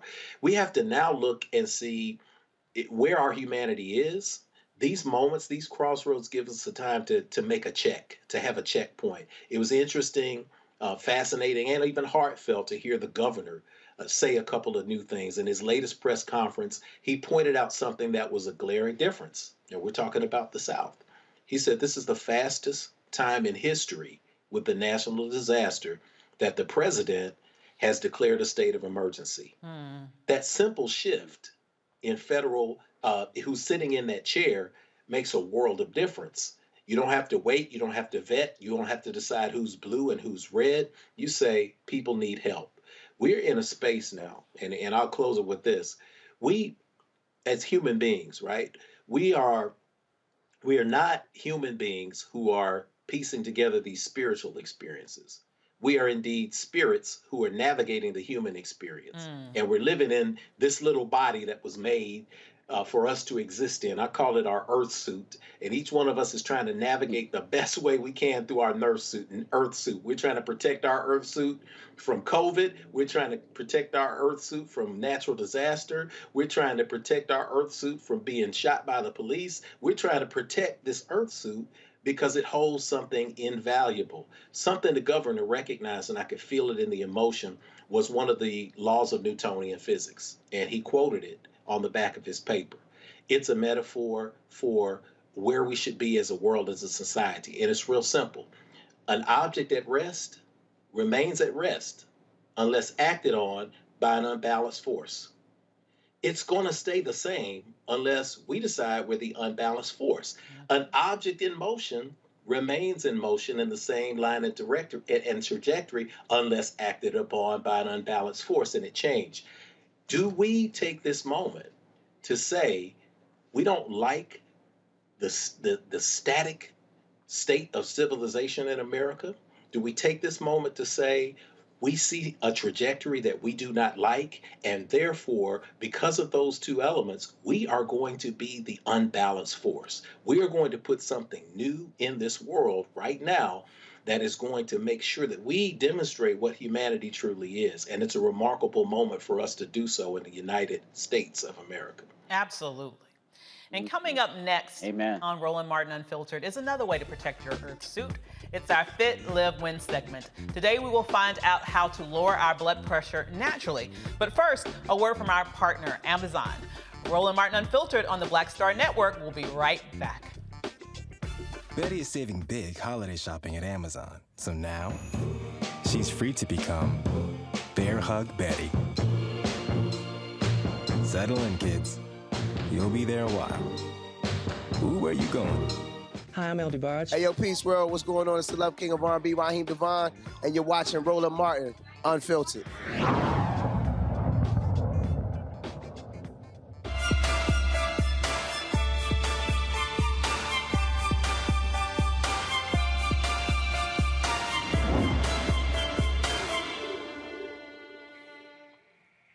Ever wonder why doctors recommend a diet low in sodium and remind you not to add extra salt to your meals? Well, I wish they wouldn't, but they do say that, huh? High blood pressure disproportionately affects African Americans more than any other racial group. According to the CDC, 54% of blacks are affected by high blood pressure compared to 46% of whites and 36% of Hispanics. Having high blood pressure increases the risk of kidney disease, stroke, and heart disease. Here to tell us how we can lower our blood pressure naturally is Dr. Frida Fisher, nephrologist, internist, and author of Under Pressure, a guide to controlling high blood pressure. She joins us from Georgia. How you doing there, Doc? I am great. How are you doing this evening? I am doing great. Now, this is such an important topic because as we just laid out here in the statistics, this issue of high blood pressure, honestly, is deadly, and it disproportionately impacts Black people. What can we do to take control of it in a natural way? The first thing we can do is understand our risks. If you have family members who have high blood pressure, if you are a person who is living with obesity, that puts you at risk. If you lead a sedentary lifestyle, if you're busy and you just don't put exercise as a priority, that puts you at risk for high blood pressure. So there are all kinds of things that put us at risk. But the trick with high blood pressure is that a lot of times we have no symptoms. And so I get patients in my office all the time who say, oh, no, I feel fine. I don't have a headache. I exercise. I do well. I think I'm fine. But high blood pressure is a silent killer.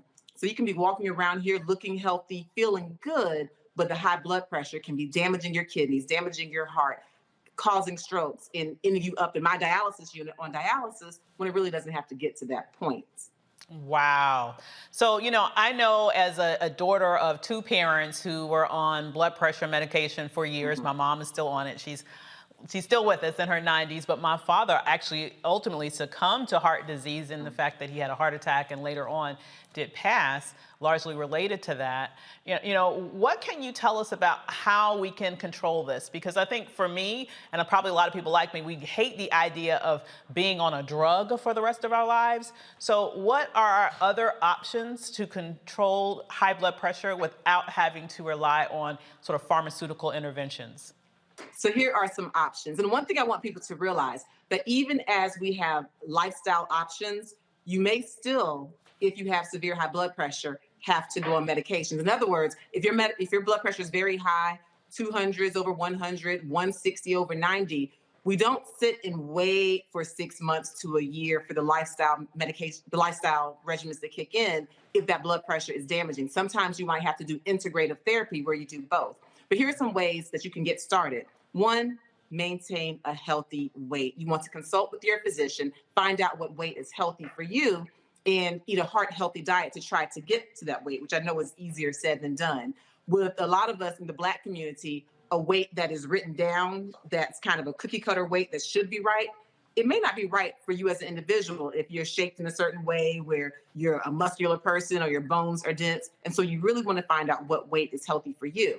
And in some cases, some studies have shown that for every 2 kilograms you lose, like if you lose about 5 pounds, you can lower your blood pressure by as much as 5 to 10 points per 2 kilogram loss. So getting to that healthy weight is not just about vanity, but it can help with blood pressure. The other thing is exercise. According to the American Heart Association, we should be exercising, doing moderate exercise about 150 minutes per week. We should be exercising most days. It doesn't have to be a vigorous marathon run. It could be, walking up and down the stairs and kind of charging your steps, seeing how many steps you have. If you are a person who cleans intensely and you're vacuuming and makes you work up a sweat, put on one of these smart devices and find out. Park far from the grocery store and walk, count those steps. But exercising can help to decrease blood pressure. There's some other things as well. There's a lot of foods.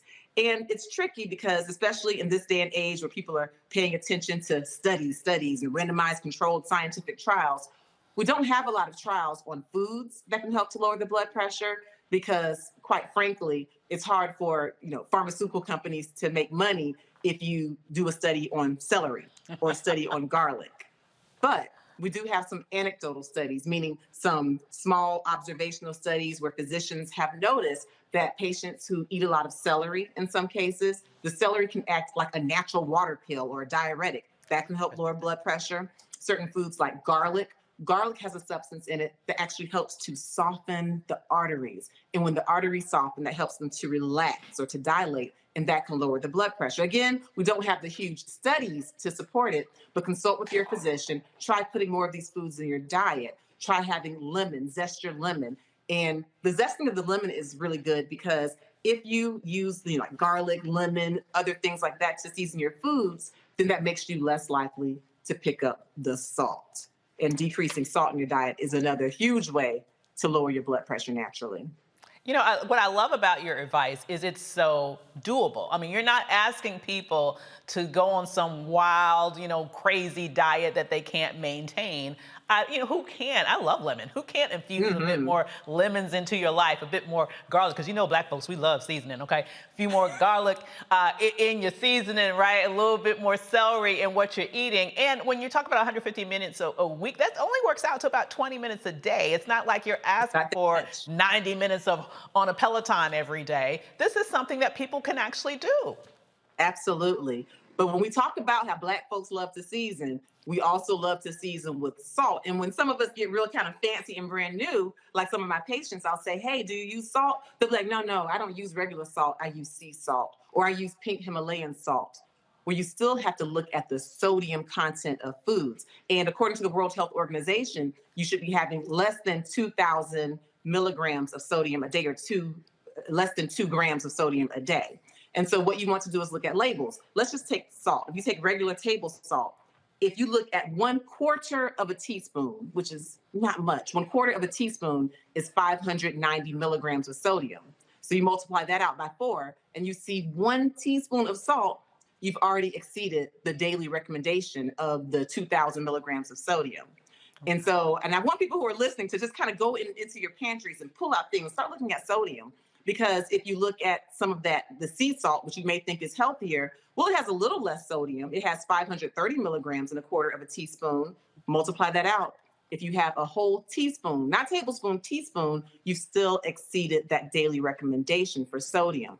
And the same goes true when you look at foods. A lot of people will be like, you know what, I'm on a healthy kick, I'm going to go vegan. But, with our lifestyle, a lot of people like to get, frozen vegan foods. Well, if you get vegan sausage, for example, like some vegan sausage links, 3 links in some companies is 390 milligrams of sodium. A lot of us, we're not going to stop at 3 links. We're going to get more links. So my point is, even when you're grabbing things that are healthy, you need to look at the salt. Same thing with some of these lean pre-packaged meals. They're like, if you get a lean meal of spaghetti, and it might have 300 calories. So that's really nice, low calorie, can help you, maintain your weight or lose weight.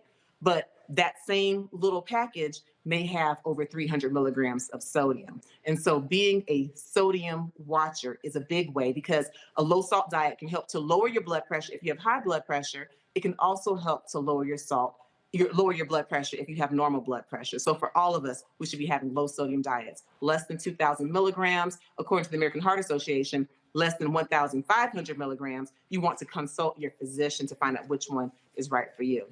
I have to say, I feel attacked because I am a card-carrying member of the pink Himalayan salt crew.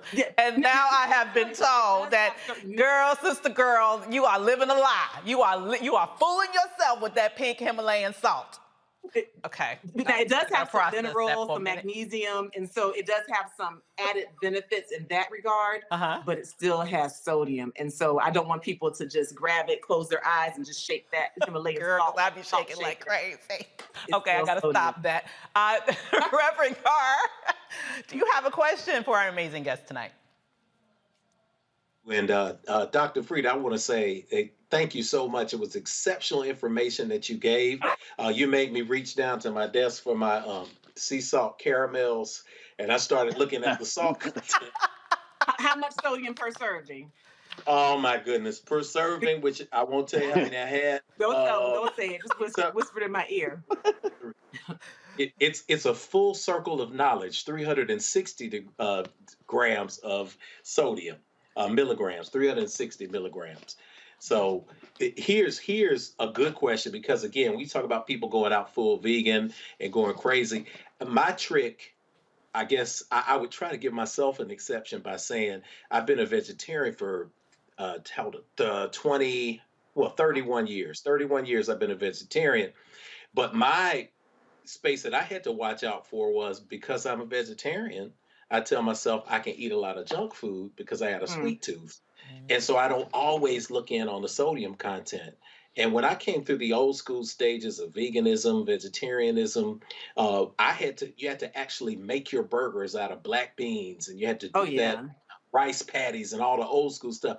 Young cats come up now, we got Impossible, we got Beyond, we got all of the other products. And I look at it, and they are so loaded with salt that I literally, you're hurting yourself if you eat those every day.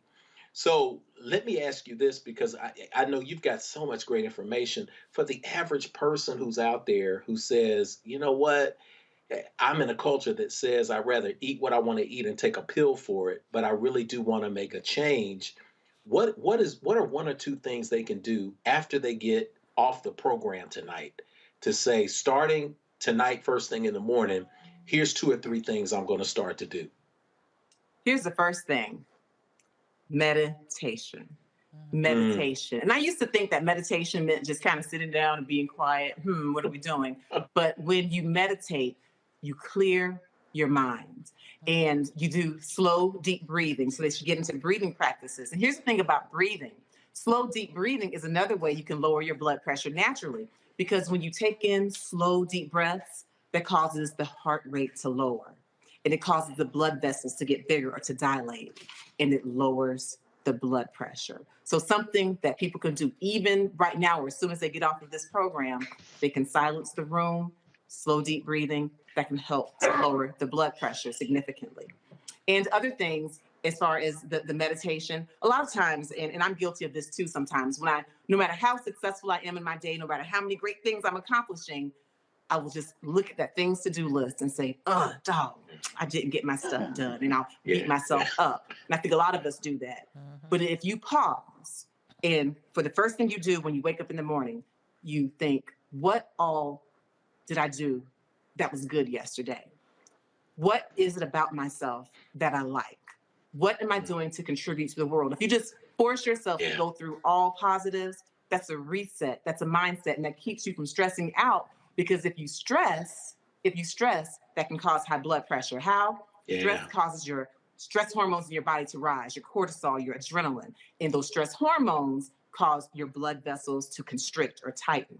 And that leads to high blood pressure. So imagine if you're not meditating, if you're not being positive, if you're not clearing your mind, and you're stressed out several times a day, that can lead to surges of high blood pressure several times a day, which can put you in my dialysis unit, because high blood pressure is the #2 cause of patients having kidney failure in this country. And high blood pressure is a leading cause of strokes and heart disease, oftentimes very preventable. Wow. Dr. Omekongo, thoughts about any questions that you might have? Oh, thank you, Dr. Frieda, for all of this incredible information. I feel great because I have my celery today, but I did have those vegan sausages, so I will be checking that. So I'm 50-50 out there. The question I have is about beverages, because some people will say, I'm going on like a juice fast or this fast, but isn't sodium in our beverages also something that people should be taking into consideration as well? Absolutely, and especially when people aren't necessarily making the beverages themselves, where they're grabbing some of these prepackaged beverages, you have to look at the sodium content. I know there was a time when V8s were very popular, that kind of tomato drink full of vegetables, and a lot of people would grab those and maybe even use them as meal substitutions.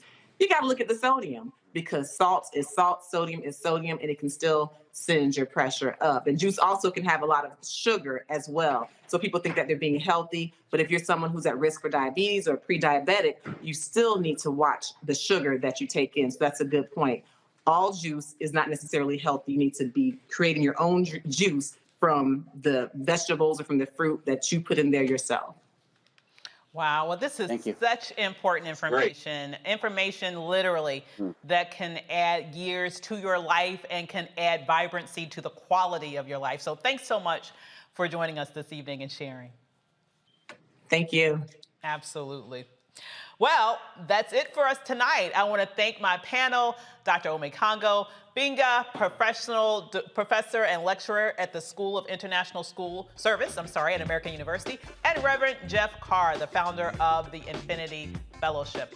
Thanks for joining us here on Roland Martin Unfiltered on the Black Star Network. We'll see you next time. Holla!